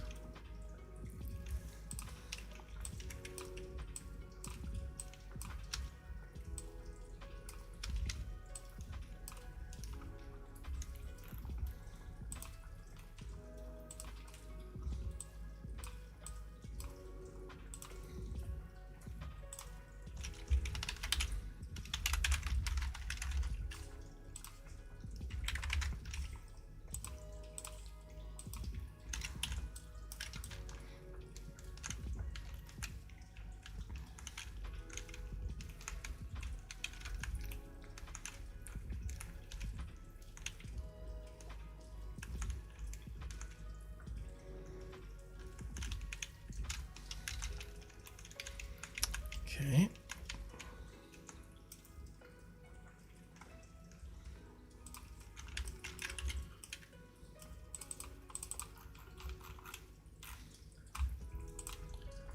Fortunately, there shouldn't be as much prep on this one.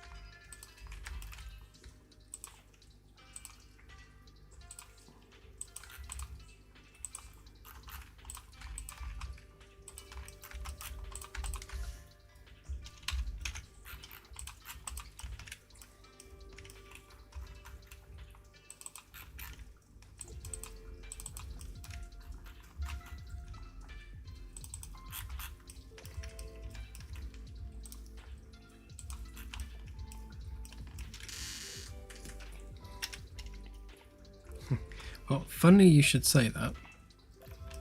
Yes. I wanted to get the segments done, and now we need to look at where the flooring needs to go.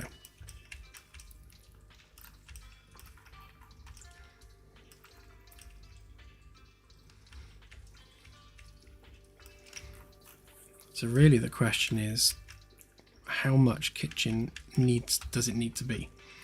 Does there need to be?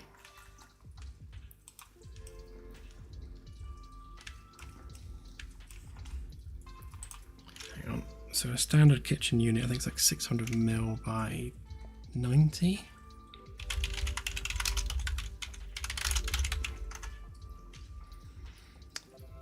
Uh, 600 mil, 87 high. So I guess plus the countertop would be 90.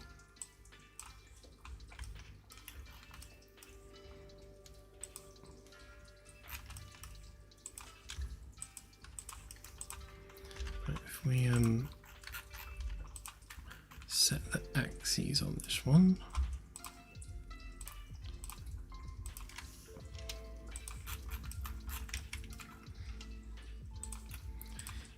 So 600. What are we looking at depth-wise?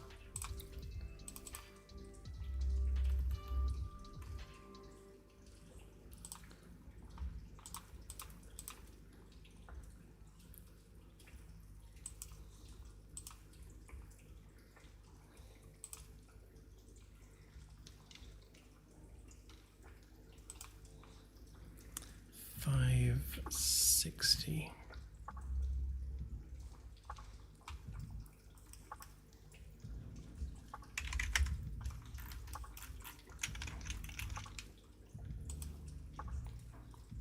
Which would be 56.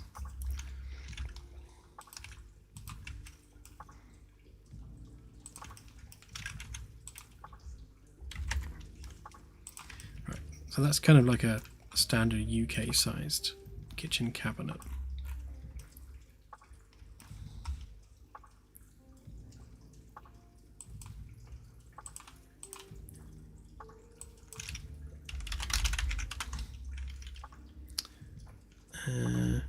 And appliances tend to be the same by the looks of things, so yeah, like built-in ovens, dishwashers, fridges, they all seem to be around about the 600mm mark.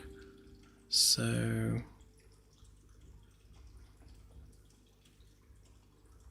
yeah, we'll use that as our base. Let's just do that so that we can make it a group. Otherwise we end up with all the layers overlapping.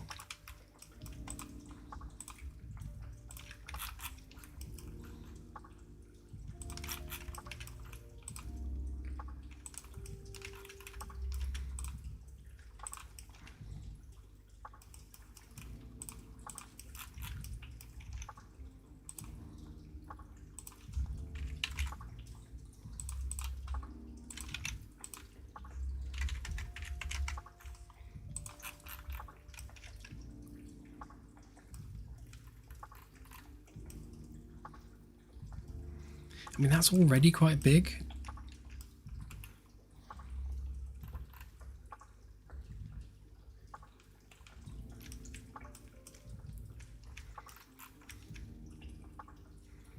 I'm actually wondering whether or not we just have the actual cooking bit at this end, and then maybe just have some storage down this wall. And we'll make that straight, so we'll straighten that edge off.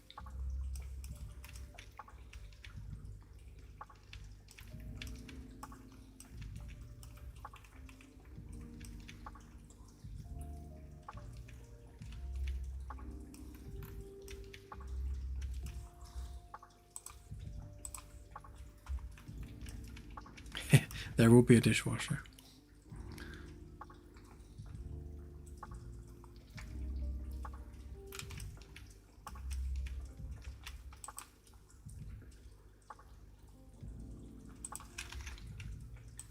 So I don't think we need to worry about sizing so much along this edge.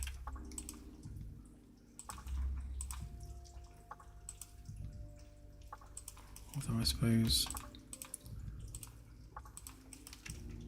we are doing that, aren't we? Do you know, wouldn't we be doing it over there, wouldn't we?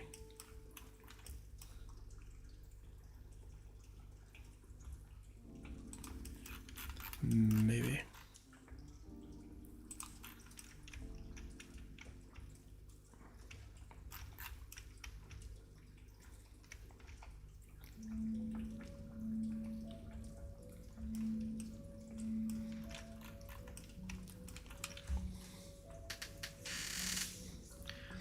So we'll do a bit of a study on what makes for a decent galley kitchen, like on a yacht or something. And that's how we'll define what we're putting in there appliance-wise. We definitely want a drinks machine type thing. Something to heat something up, like a microwave. Organic 3D printer. Yeah, and some kind of cold storage perhaps. Like, we don't want this to be like a full kitchen. I mean, we've got the galley kitchen there, so we don't need to replace that. It's more of a personal niceties thing.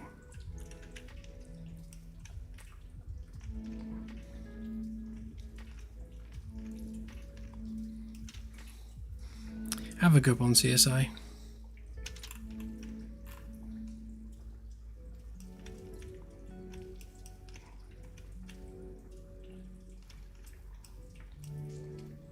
I guess we want some kind of prep table in the middle. We don't want that to be too big. We don't want to get in the way of the seating area.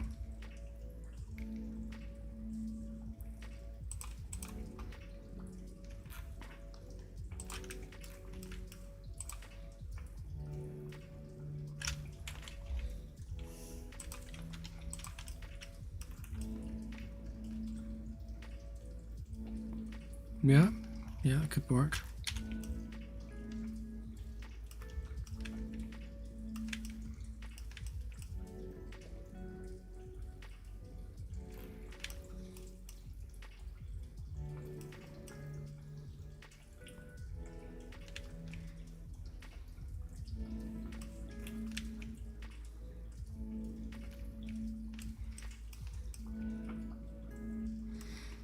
Well, either way, we'll definitely go straight along the back. So even though the wall is curved, we definitely need to straighten that off just for sanity's sake. Otherwise we're going to be running into issues. And then we'll go straight along that wall.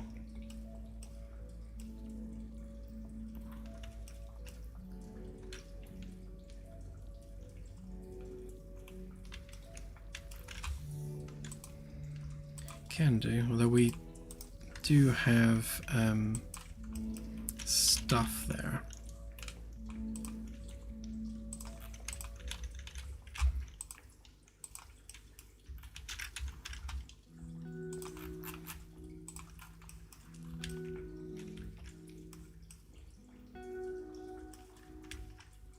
See, I want it to be open but not too open.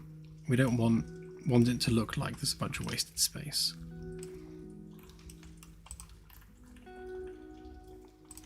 Actually, let's remove the chairs and the dude from that in a minute. And then let's export.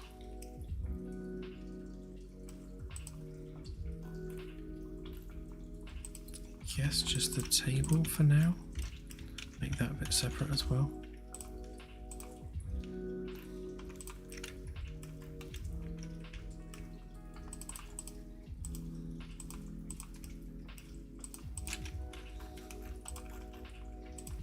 Is that all one solid object? Yeah, okay, so make that a component. And then we'll just set the axes on it. If we can find any. There they are.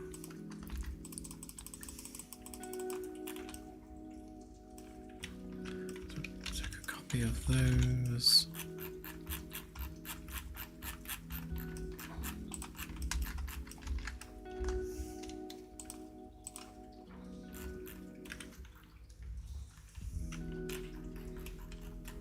Should be in the right place.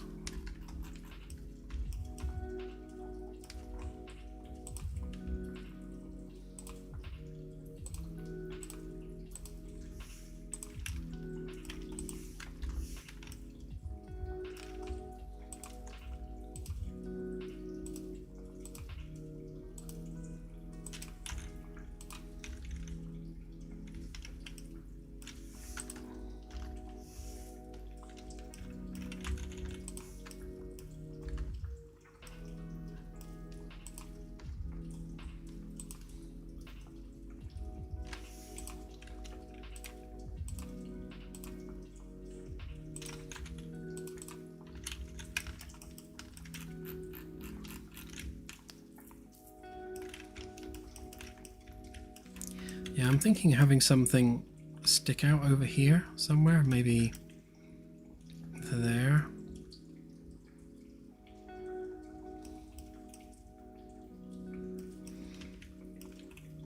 I like it in Pike's quarters in Strange New Worlds. He has like a barbecue grill built into the countertop. I'd love one of those.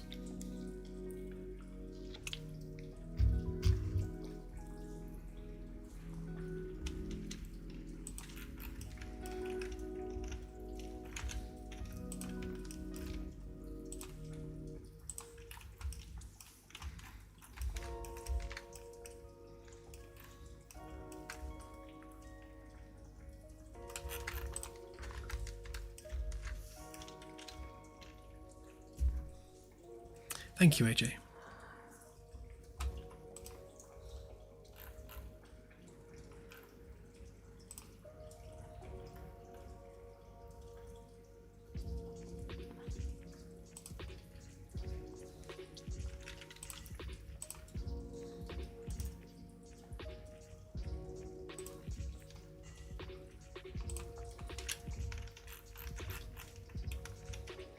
Yeah, AJ's just shared this. Yeah, something not dissimilar to that, although we want it to be sufficiently sci-fi looking.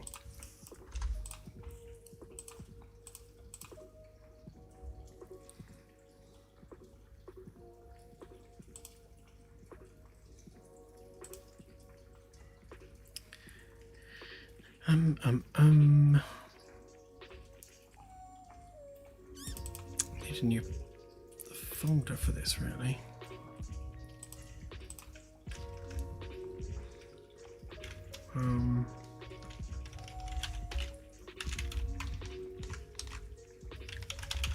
We do furniture fixed, or rather furniture static.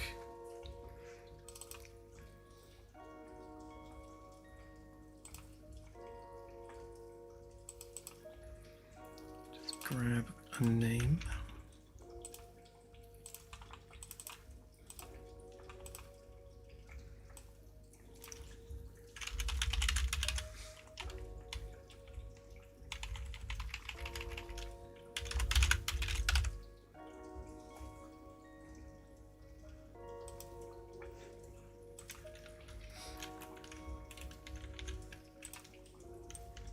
Then we'll import the table as a separate object that can latch on to the anchor point properly.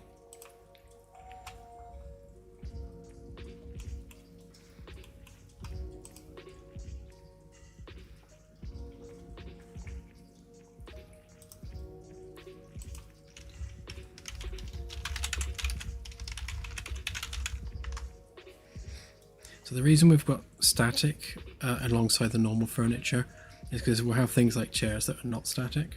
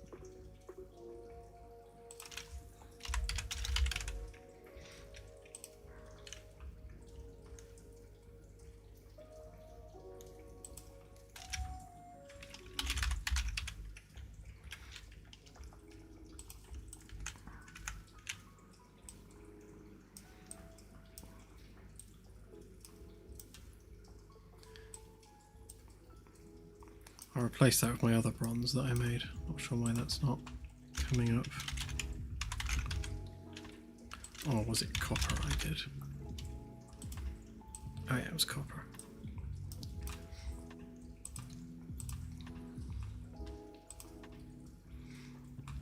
Right, so that can just go in as a static prop. Would help if we added a socket.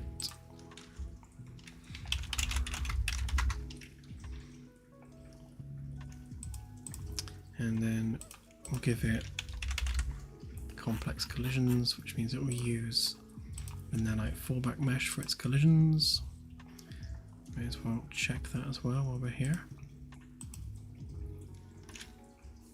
Oh, how do I do that now?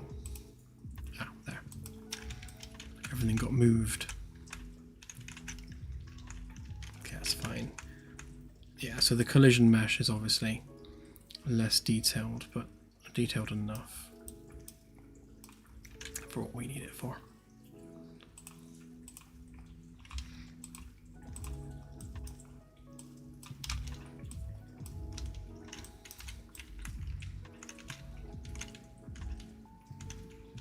Okay, so that's the table. I might go ahead and make the base of it a little bit more ornate just to finish it off, but I think on the whole I'm happy with that.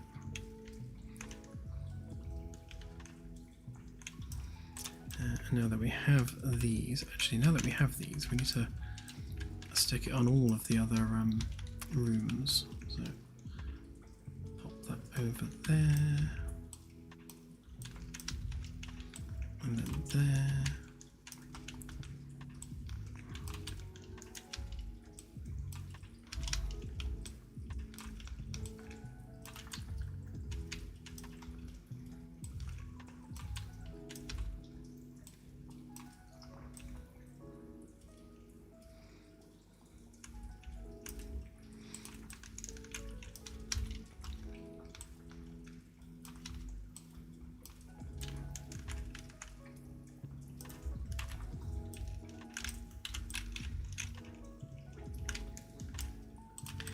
Copying the light by mistake.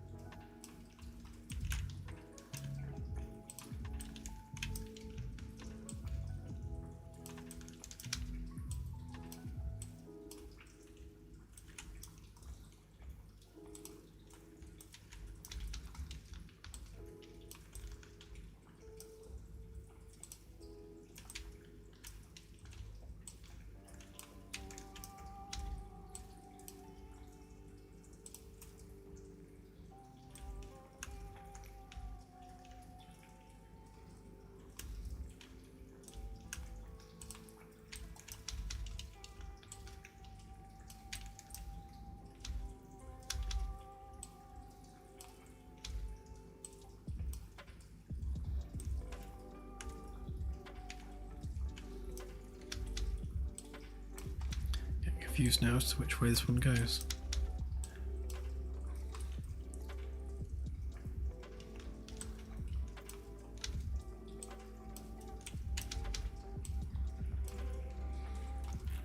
Did I not add a secondary socket? No, I didn't. That'll be why.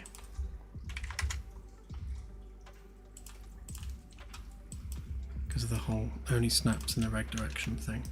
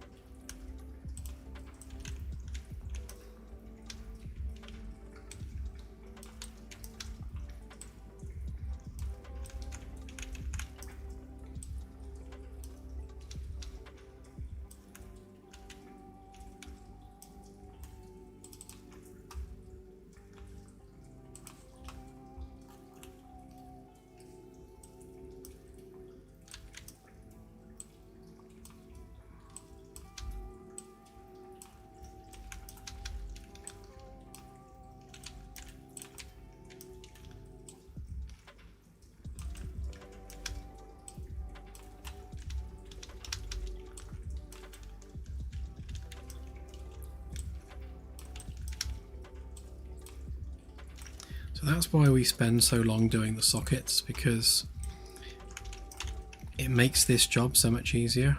Like, I would have had to have manually positioned all of those painfully and laboriously. But having pre-made sockets means we can just pop things into place with much more expediency.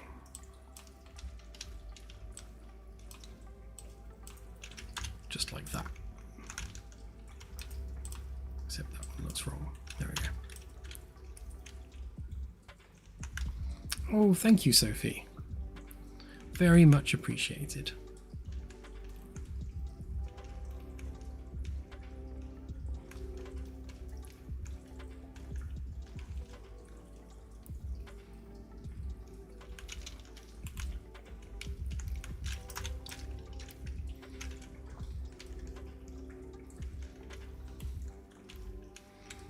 Right, so that should be looking good in each room.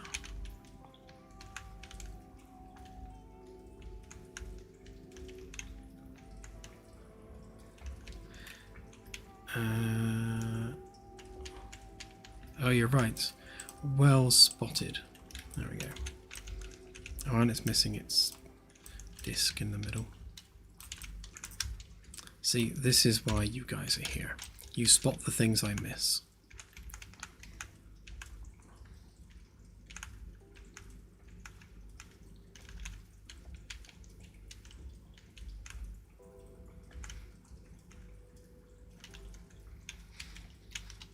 Right.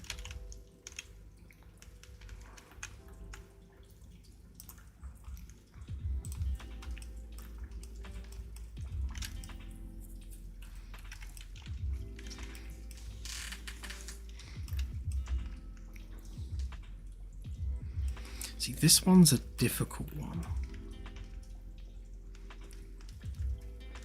So we want to try and maintain some continuity with the detailing around the outside. But also we need to transition into a wooden or a tiled floor around where the kitchen is. I like the idea of having some kind of slate flooring. I think that would be quite nice.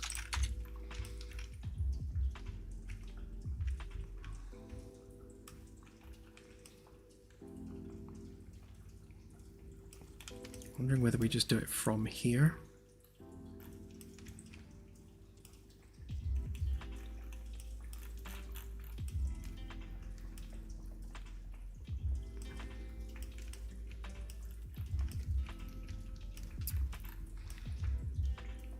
Just some copy pasting, Max. Thank you, Tim. You're going to make me blush.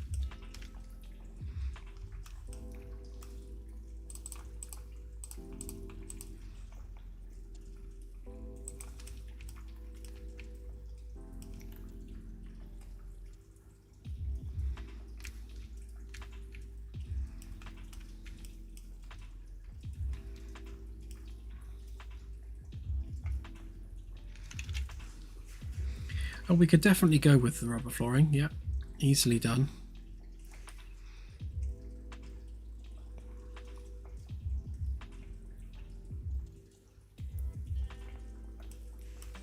And we'll probably continue something this way.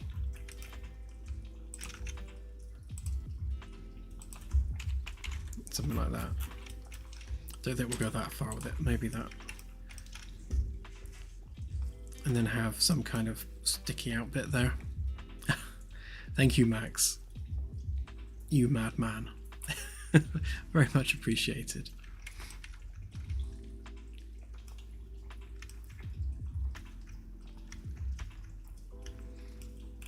Helps us keep the lights on.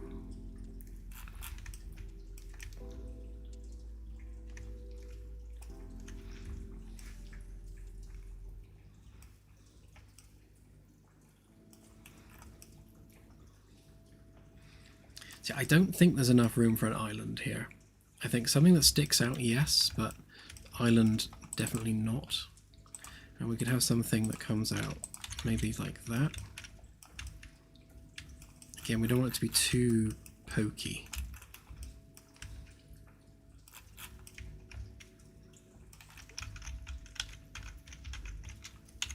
Maybe that one. Because we could turn that into a breakfast bar. I'm not sure why you'd sit there when you've got this amazing table to sit at, but still.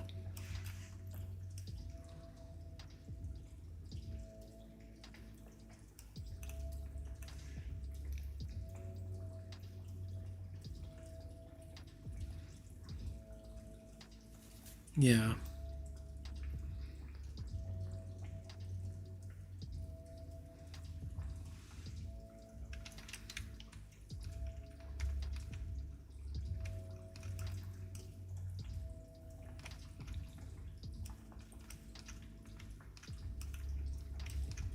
Well, we'll certainly round off the end and such.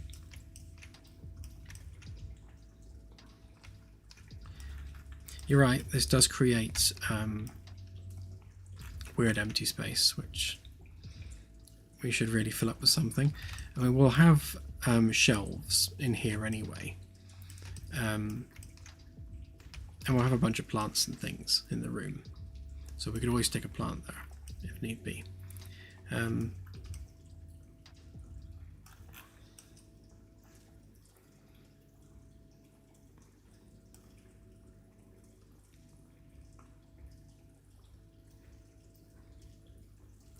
Oh yes, fuel will definitely run out. I think someone calculated it was something like 90 light years before it runs out. I haven't actually tested it myself.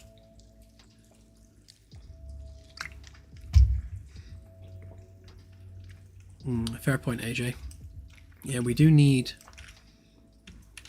need ship-based appliances. Yeah, could do.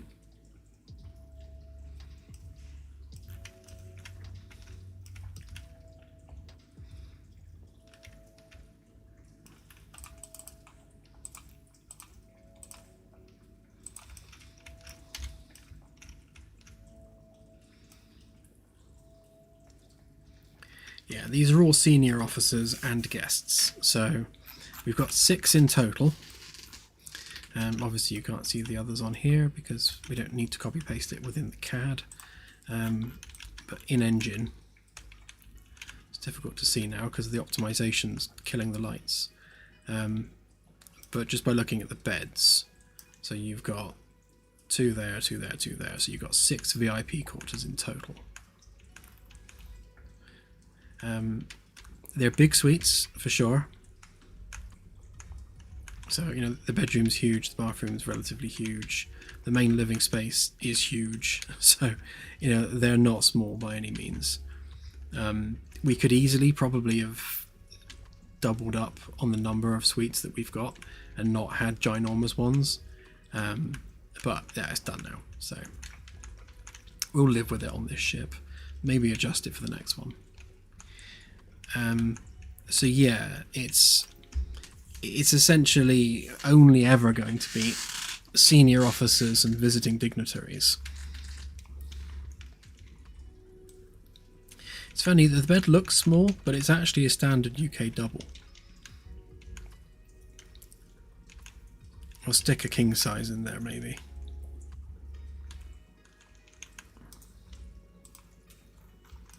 Do I have one? Oh, I do have one there. So yeah, so if you look at the size of person versus size of bed, it is a standard size bed. It just looks small because the room's so big. Let's lie someone on it.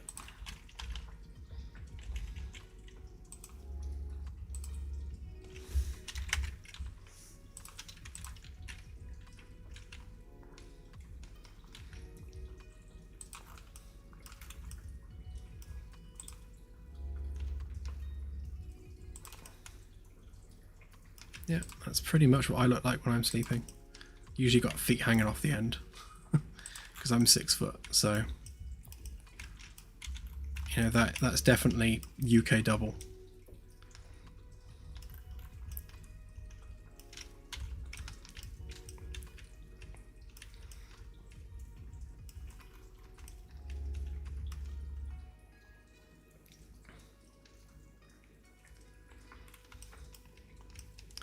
Yeah, exactly that, Anasi.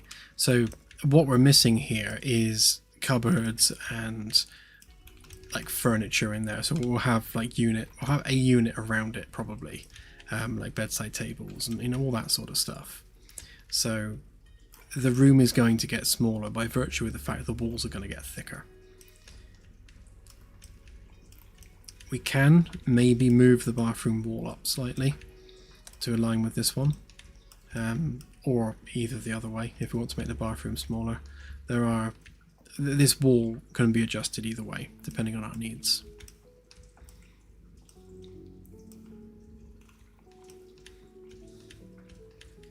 Yeah, Kirk would never be happy with this bed.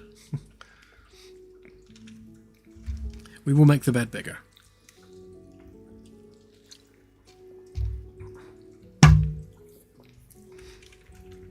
Like I said, being 6 foot myself, there are very few mattresses that accommodate me.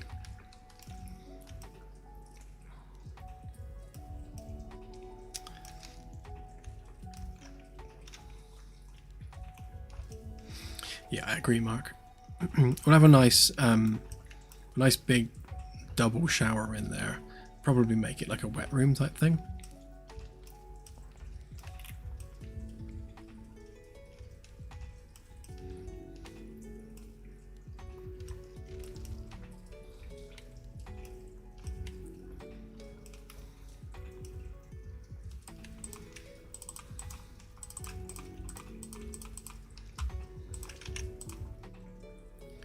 So I think we'll put some cupboards up there, but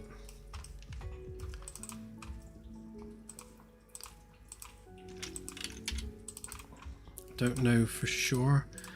One of the issues is you won't be able to reach them. So we need to make sure that, game engine terms, the character can actually reach the cupboard.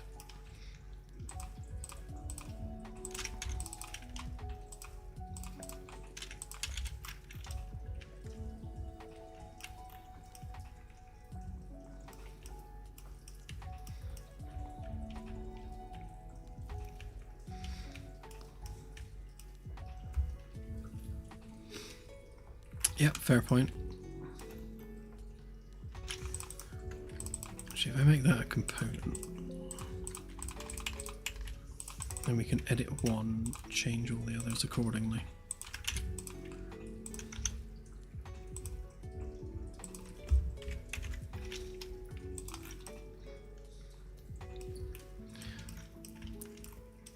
Okay, so we need, I think we'll do like an induction hob type thing,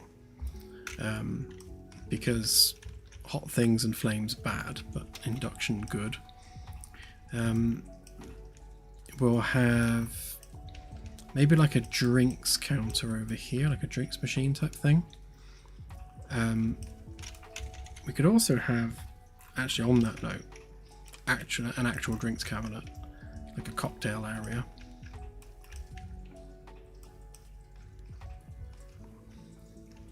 Although that might be better over on this side, perhaps, being in the lounge area. We also need to think about the whole pop-up TV idea. I mean, this wall could have a big screen on it for sure. I just need to make sure that it's easily viewable from the sofa. Everyone's going to have to sit looking sideways otherwise.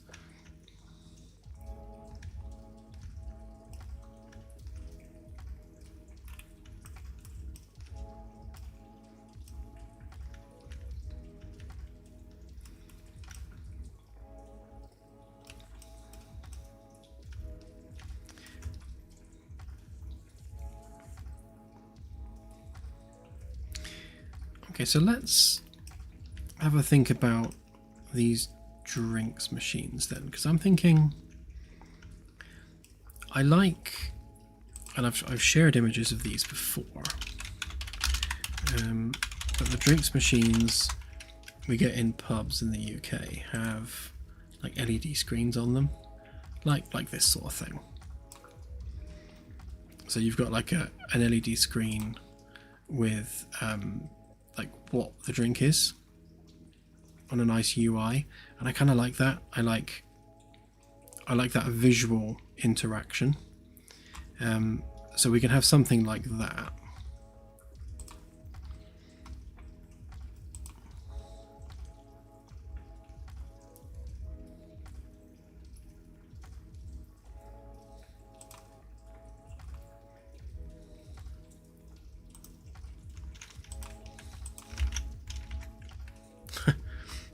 I like this one. That'll do. Seems to have everything you need on it. Vodka, scotch and rum. Brilliant.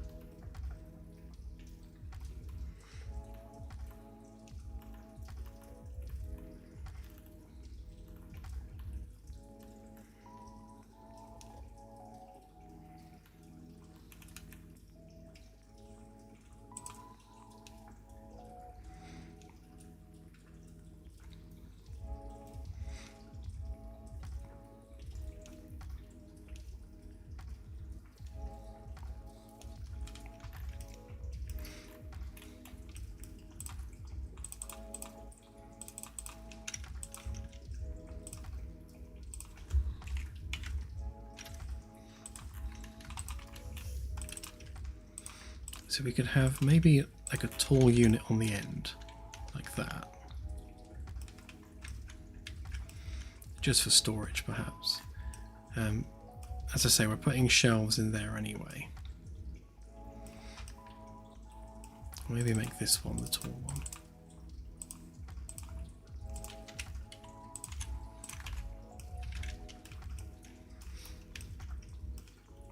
And then we could have a drinks machine, which could, to be honest, be 2 units wide maybe. Have a nice UI screen on it and like a 3D print bed, because I like the idea that it kind of 3D prints the drinking vessel, if you don't already have one in there, and then just mixes the drink chemically and then just vends the drink into the drinking vessel that's been put there or printed there. So it's kind of like a 50-50.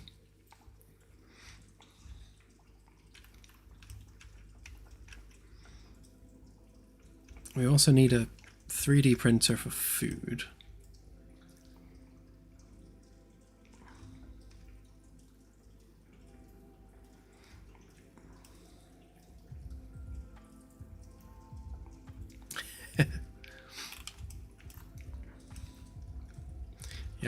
Yeah, we will have kind of legally distinct Romulan ale.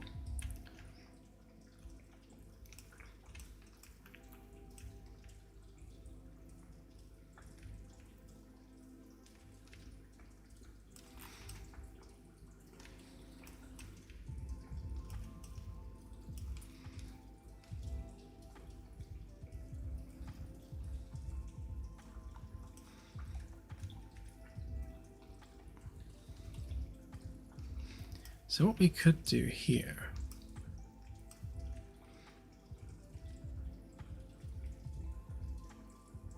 yes, AJ, we could do that. Yeah.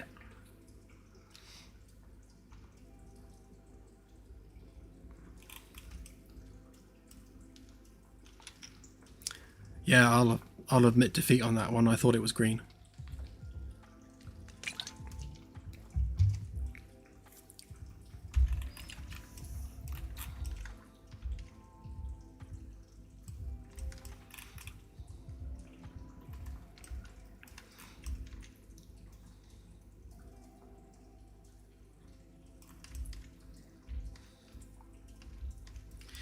I'm just wondering whether or not just to continue that curve around there.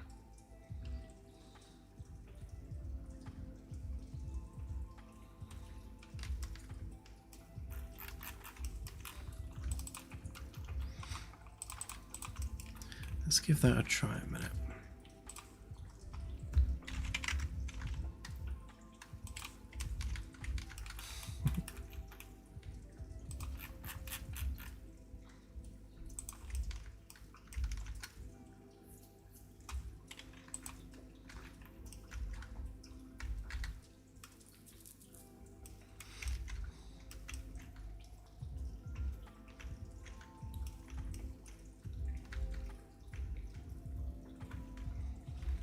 So what I could do is take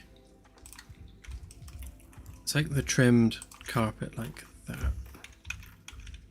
Nope, autosave, ruining the day again.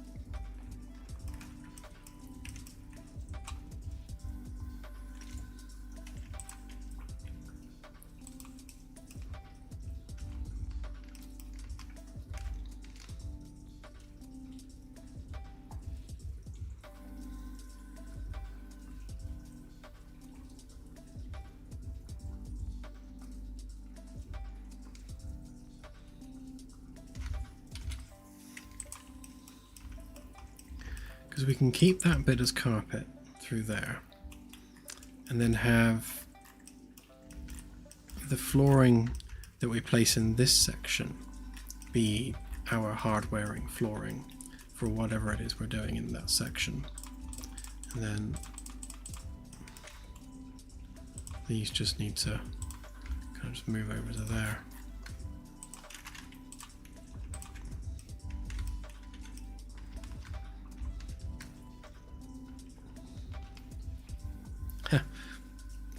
I tend to actually wear mice out quite quickly, and it's not the whole mouse I wear out, it's the middle mouse button. I don't think mice are stress tested with middle mouse button spamming as much as I middle mouse button spam.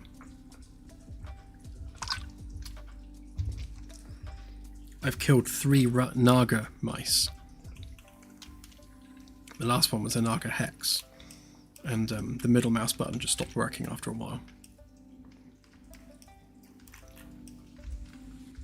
Which is a shame, because I miss my Naga Hex. I liked that mouse.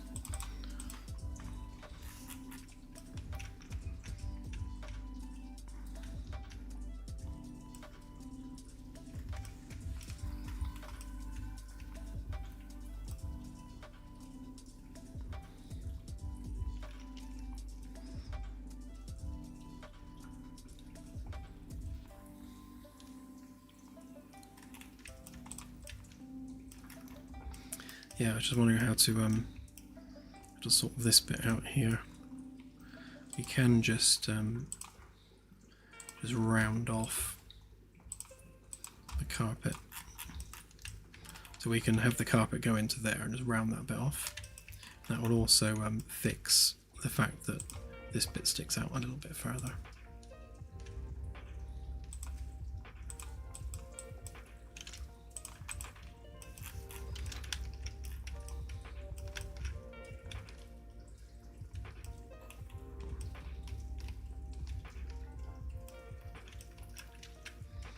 Well, this particular one is a Logitech M90, cheap and cheerful. I don't tend to buy expensive mice anymore because I just ruin them.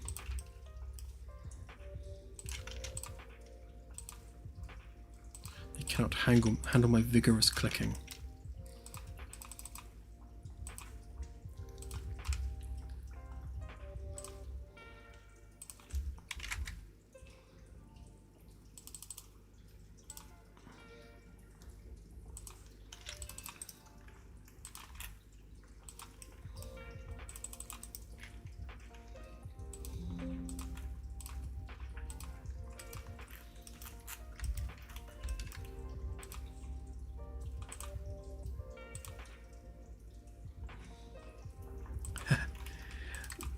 No, the truth is, AJ, I'm just scared of it.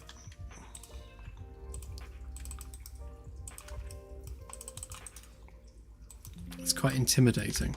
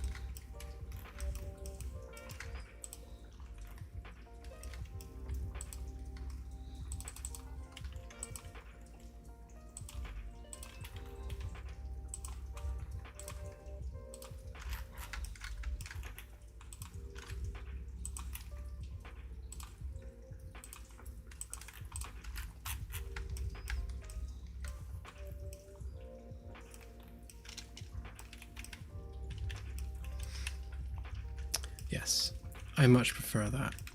So we get to keep the design around the corner of the wall, but we also get to have the hard standing area as well. In fact, we could even have a little bit of breathing room between the two, with a bit more, just with a carpet strip that goes down the middle there, but it's probably not needed so much.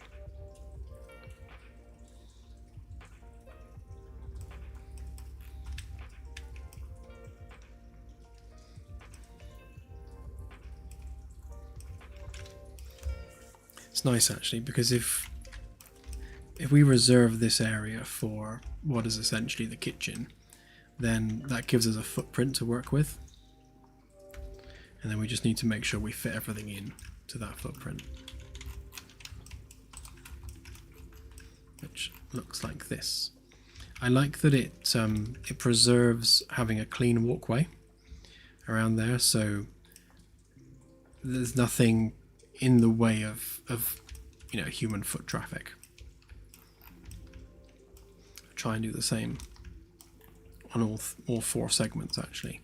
Make sure there's nothing in the way of walking around.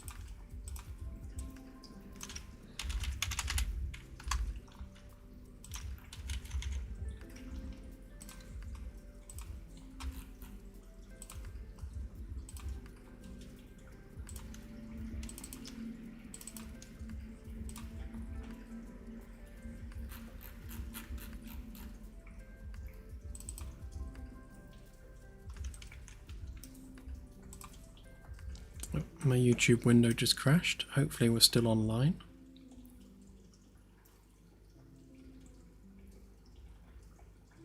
Yeah, looks like we're still online. Okay, all good.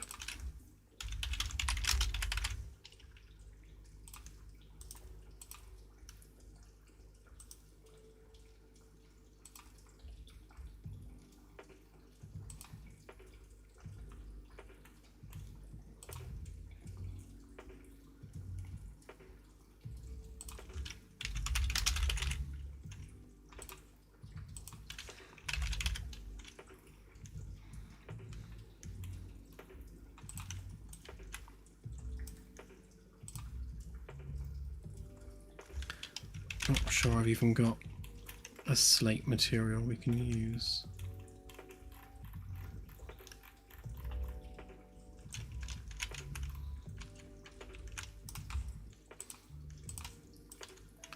Let's just get it in engine a minute.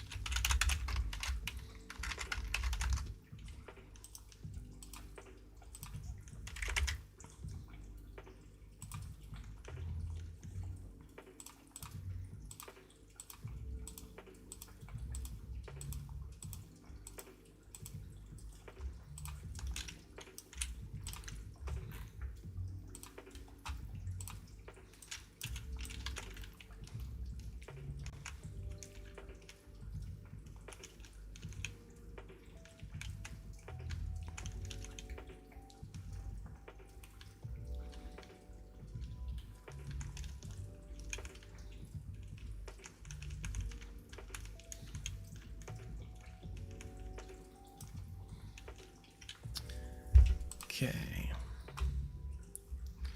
so I should have all of the Megascans stuff from last year.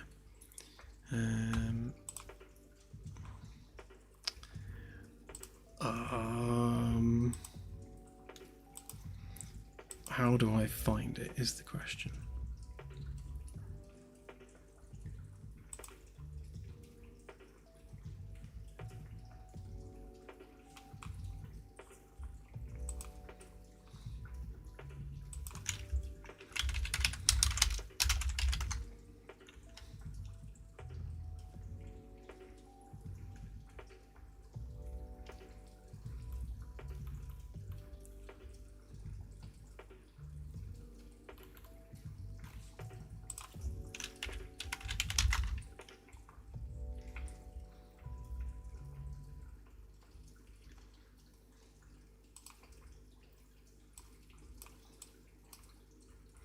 So yeah, something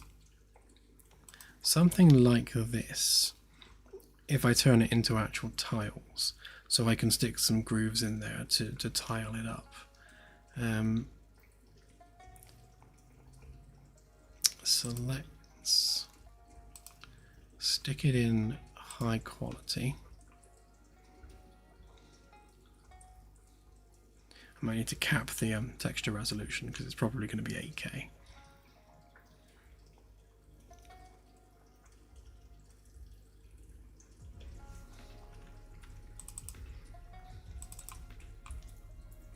I don't know, 4K, not too bad.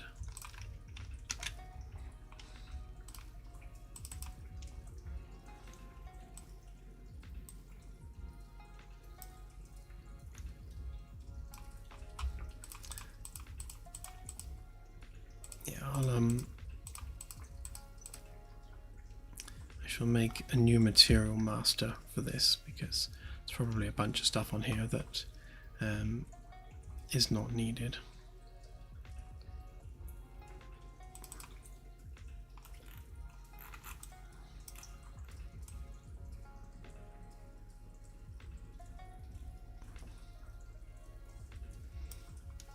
That's not too bad, but yeah, I'll make my own master material for it. Right, which means if we grab that,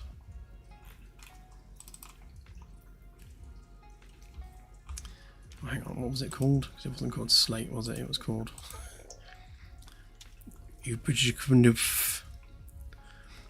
well, we will rename that, I think.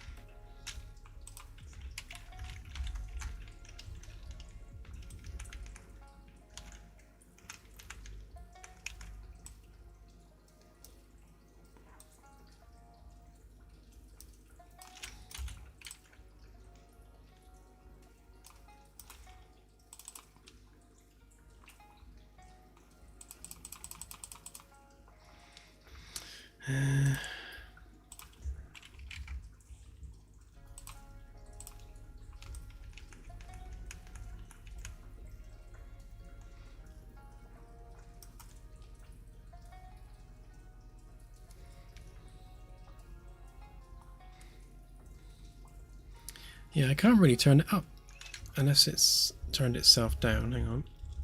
No, the microphone's already on maximum.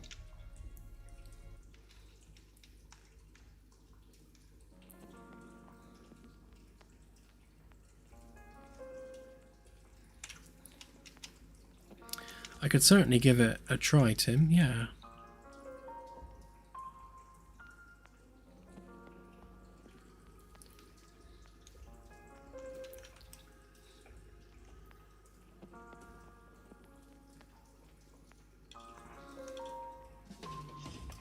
Not sure what this material's doing. It seems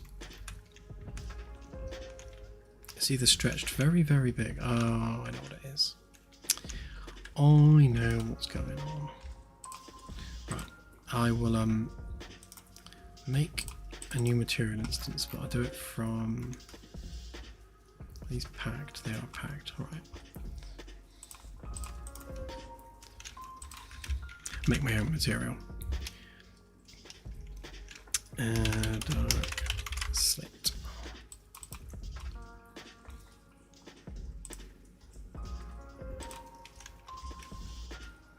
So we want, that's probably the albedo, normal, yeah, let's want that one, that one, that one. Not going to need the height, I wouldn't have thought.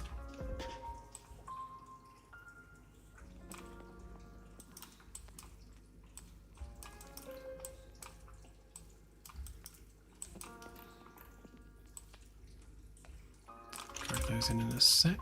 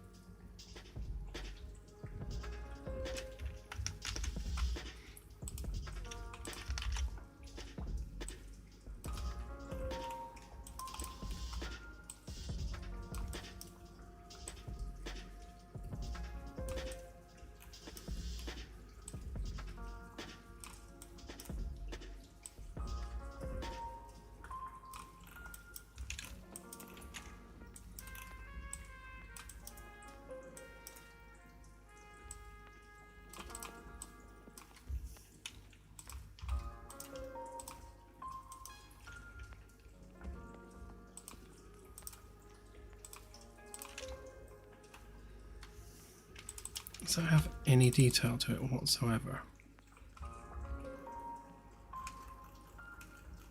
No, some.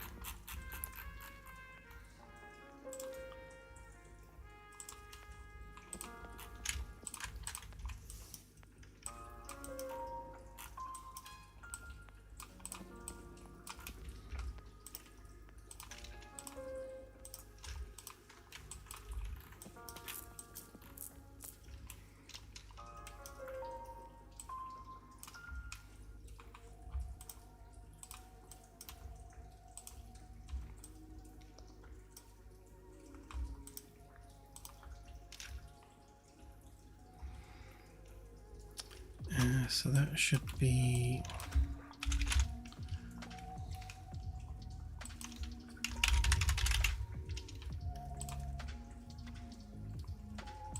Can we not do a component mask on a texture object? I thought we could mask those off.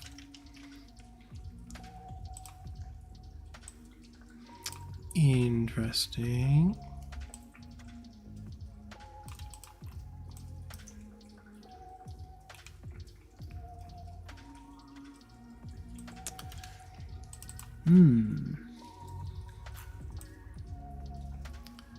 Where's our texture gone?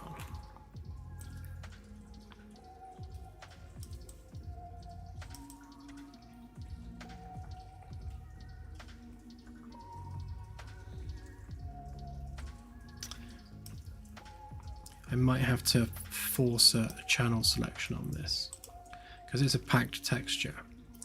We can't use the triplanar mapping on it.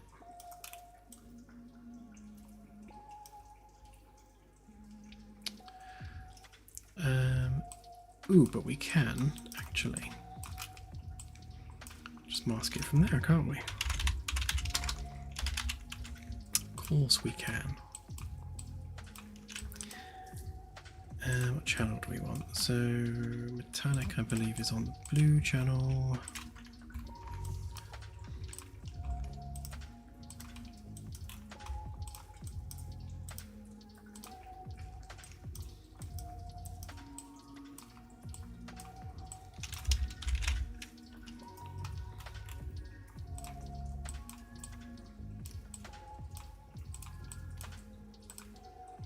Roughness should be on the green channel.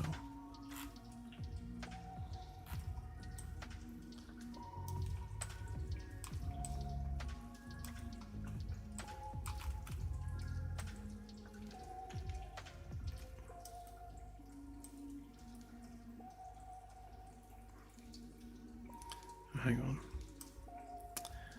Dull. Wanted that on this one.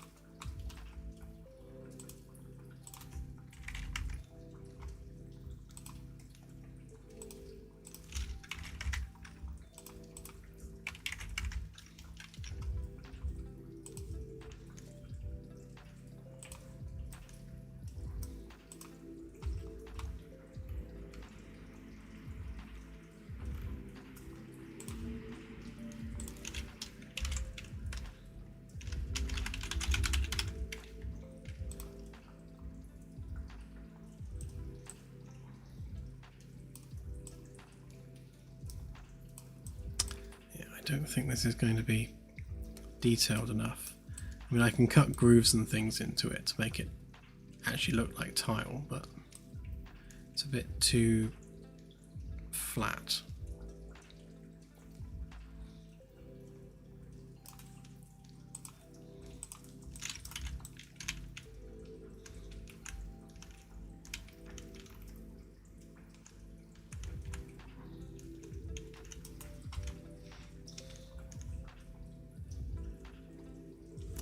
Look at those texture channels a minute.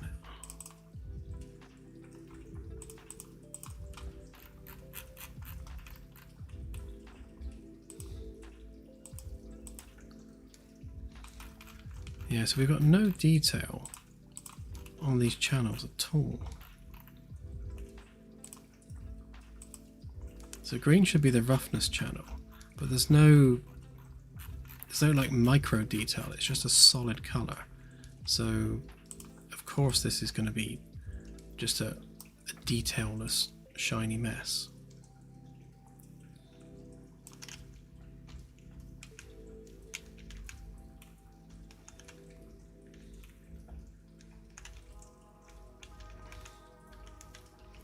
Yeah, I'll look for a much better slate material than that, because that one's a bit poop. I'd expect better from Megascans, to be perfectly honest with you.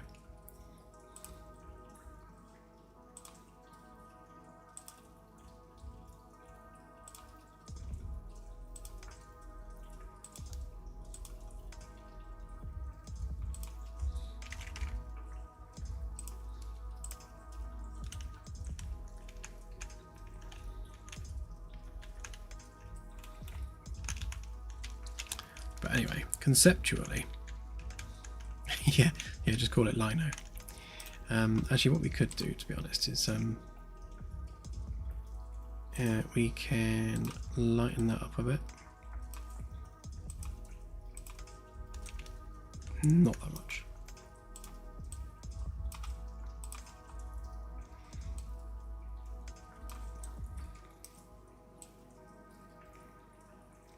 I'd like to try and kind of match the color tone with the carpet trim.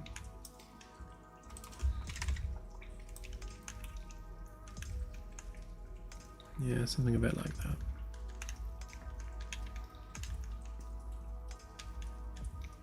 No, the carpet is a material, or a texture rather, that I can't even remember where I got it. I got it online somewhere. It took me a long time to find a carpet material that worked like the way I want it to work. And this one's still not perfect, but it's the best of the bunch. It's actually really difficult to get a carpet material which has detailed fibers that works nicely when you tessellate it.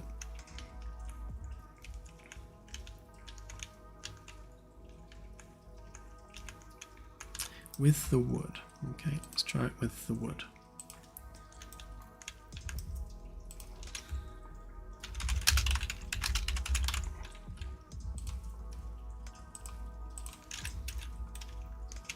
Would look like that with the wood.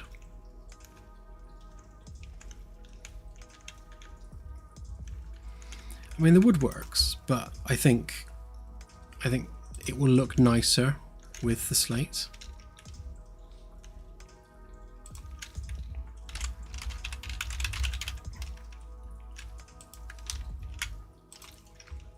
Obviously when we've got a decent slate. And what I'll do is I'll cut the grooves into the slate to make it fit, obviously, the contours of the cupboards and things, to make it look like it's, you know, properly fitted in there.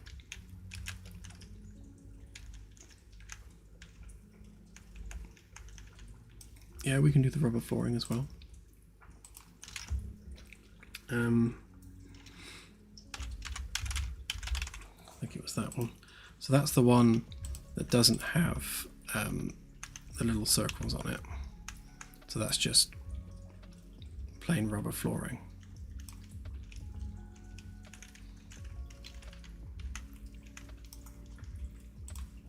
And then we can have different versions of it. So that's the version that's got the circles.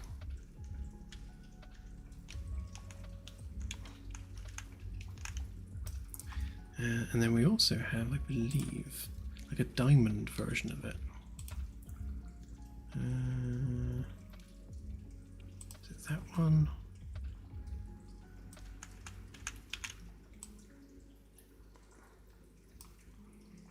That wasn't that one.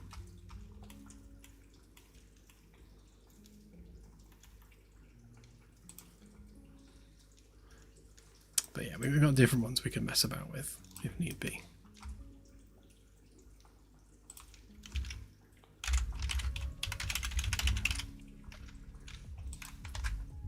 How many times am I going to spell dark slate wrong?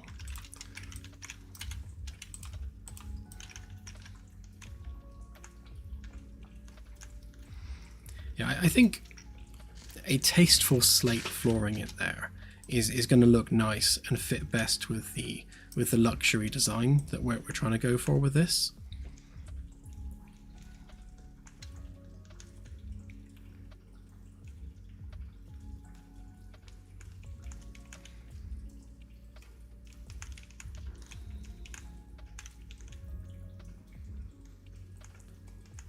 Yeah, maybe need something on the floor there, maybe to give it a detail, like a rug or something. I like the circular walkway around here. I think that's definitely the way to go with it. It gives us that nice encapsulated area for the kitchen stuff, and then we'll just fit that in as we can. I like that we get the continuation of the carpet around the outside. It doesn't end abruptly, which is nice. I do wonder still whether we need a bit of breathing room between the two, but we can look at that. And then we'll do something similar over here.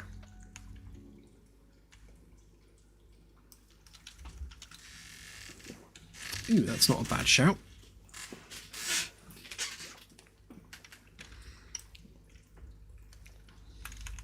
Yeah, some kind of a welcome mat type thing with the ship's name. That could be quite nice.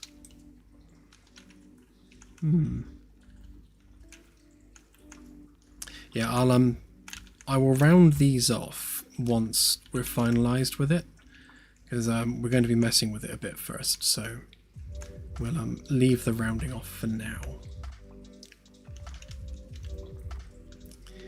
And we're almost at time. So let's see if we can restore some of the busted stuff and get these put into position where they need to be.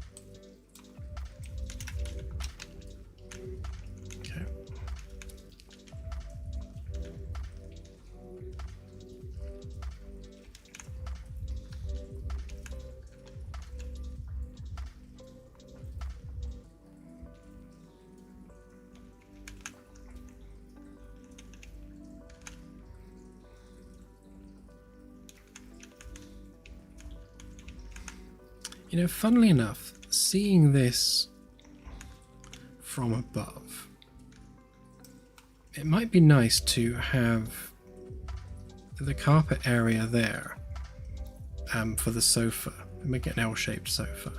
Maybe follow the same curve, which could be interesting.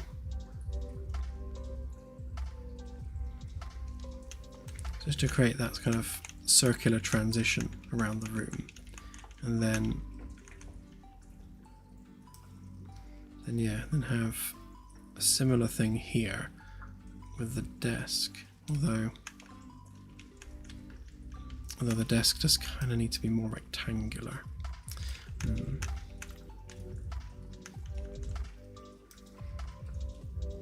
Yeah, I shall AJ in 2 secs. That's a good idea.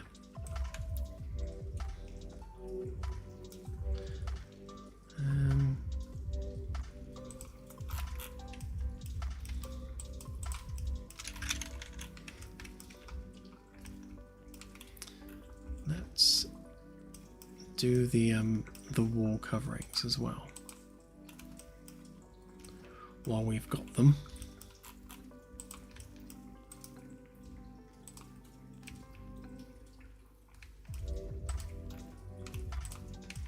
So we do that, that, and that.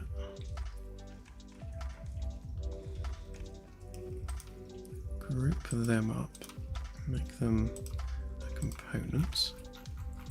And then we go and grab our little anchor doodah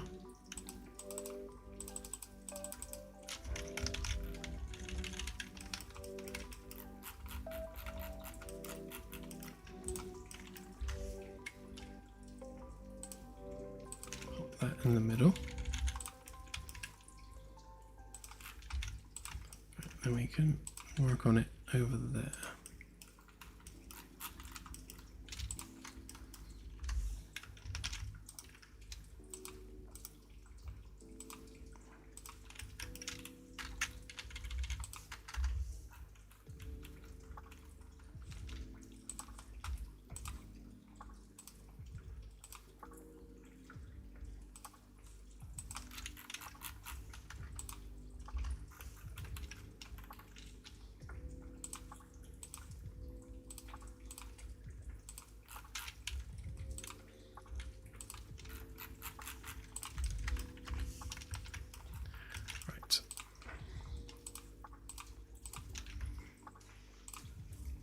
Stick this under the test geometry. So, yeah, VI paneling test.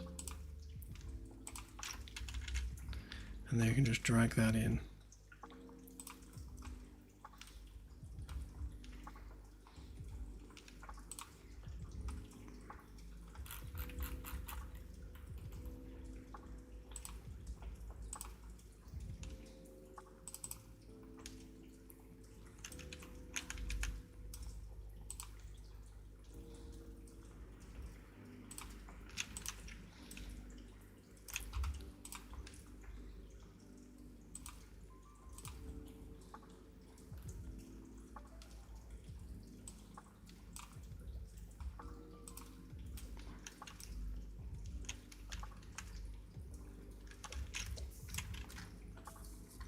That's not right. It'll do for now, but it's not right.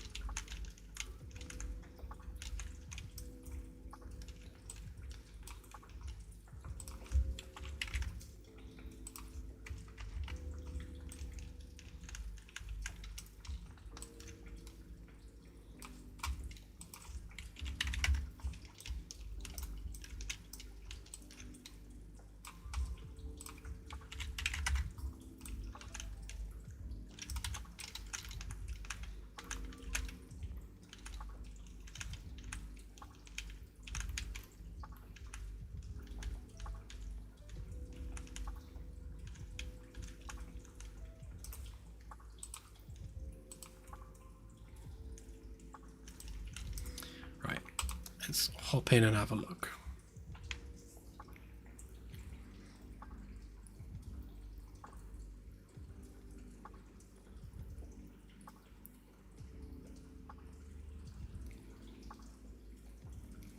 Yeah, we definitely want a nice ornate desk, like the one in the offices. Yeah, something which is kind of very high end.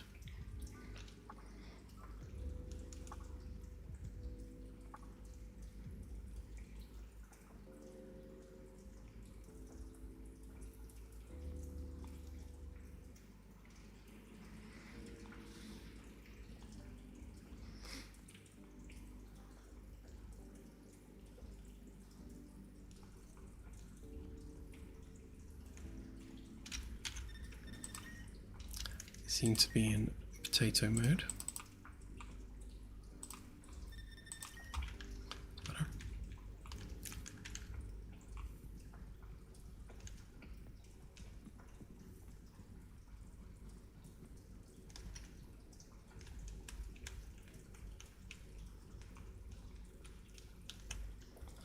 I must have put that fire on a different level.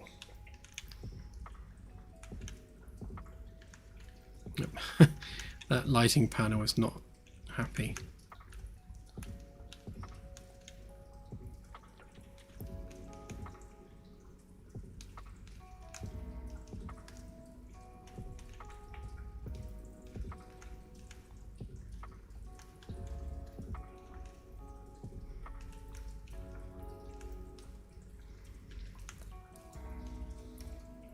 Yeah, it's funny. As much as this is a very large room, at the same time, it's not that big. I mean, it's still small in the grand scheme of things. Like, you know, as you're moving around the space, it's, you know, you'll have a few kitchen cupboards here, some along here, drinks machine, yeah, 3D printer for food, you know, cooking appliance. You'll fill that space up quite quickly. And yeah, and once we've got a desk and everything over here, a sofa over here, I think it's going to, yeah, it's going to become quite crowded quite quickly. And the same in here, once we've got cupboards and things all over the place. It really will fill up the space. Yeah, exactly that, Christopher.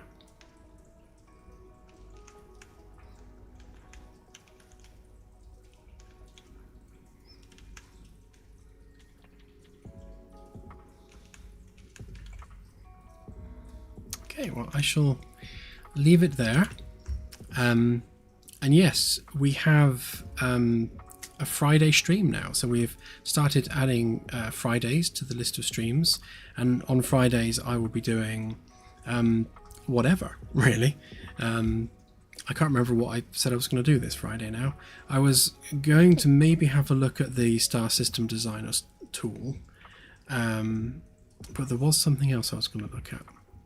But ultimately, everything I do on Friday streams is going to be things that we need for the game.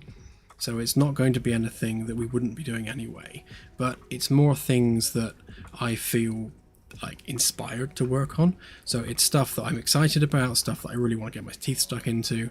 So those are going to be the things we do on Friday. So it's stuff for the game that's not in the current patch cycle but is needed anyway, and I just want to work on it because it's fun, if that makes sense. That sort of thing. Yeah, so things like the Star System Designer and things of that ilk that we can hopefully get done in 4 hours. But yeah, casual Fridays, I like that. Yeah, some planetary landings as well. I really, really, really want to get stuck into planetary landings. So yeah, that's definitely one at some point. I need to look at how I can cull the meshes over distance, because Nanites doesn't allow distance culling on meshes, which is a real hindrance. So I'll look into that first, and if I can get that problem out of the way, then yes, we might look at planetary landings. Anyway. Yeah, so that's it from me. Thank you for watching, and yeah, I shall see you all on Friday, so have a great rest of the week ahead. Bye for now. Oh, helps if I press escape first, doesn't it? See ya.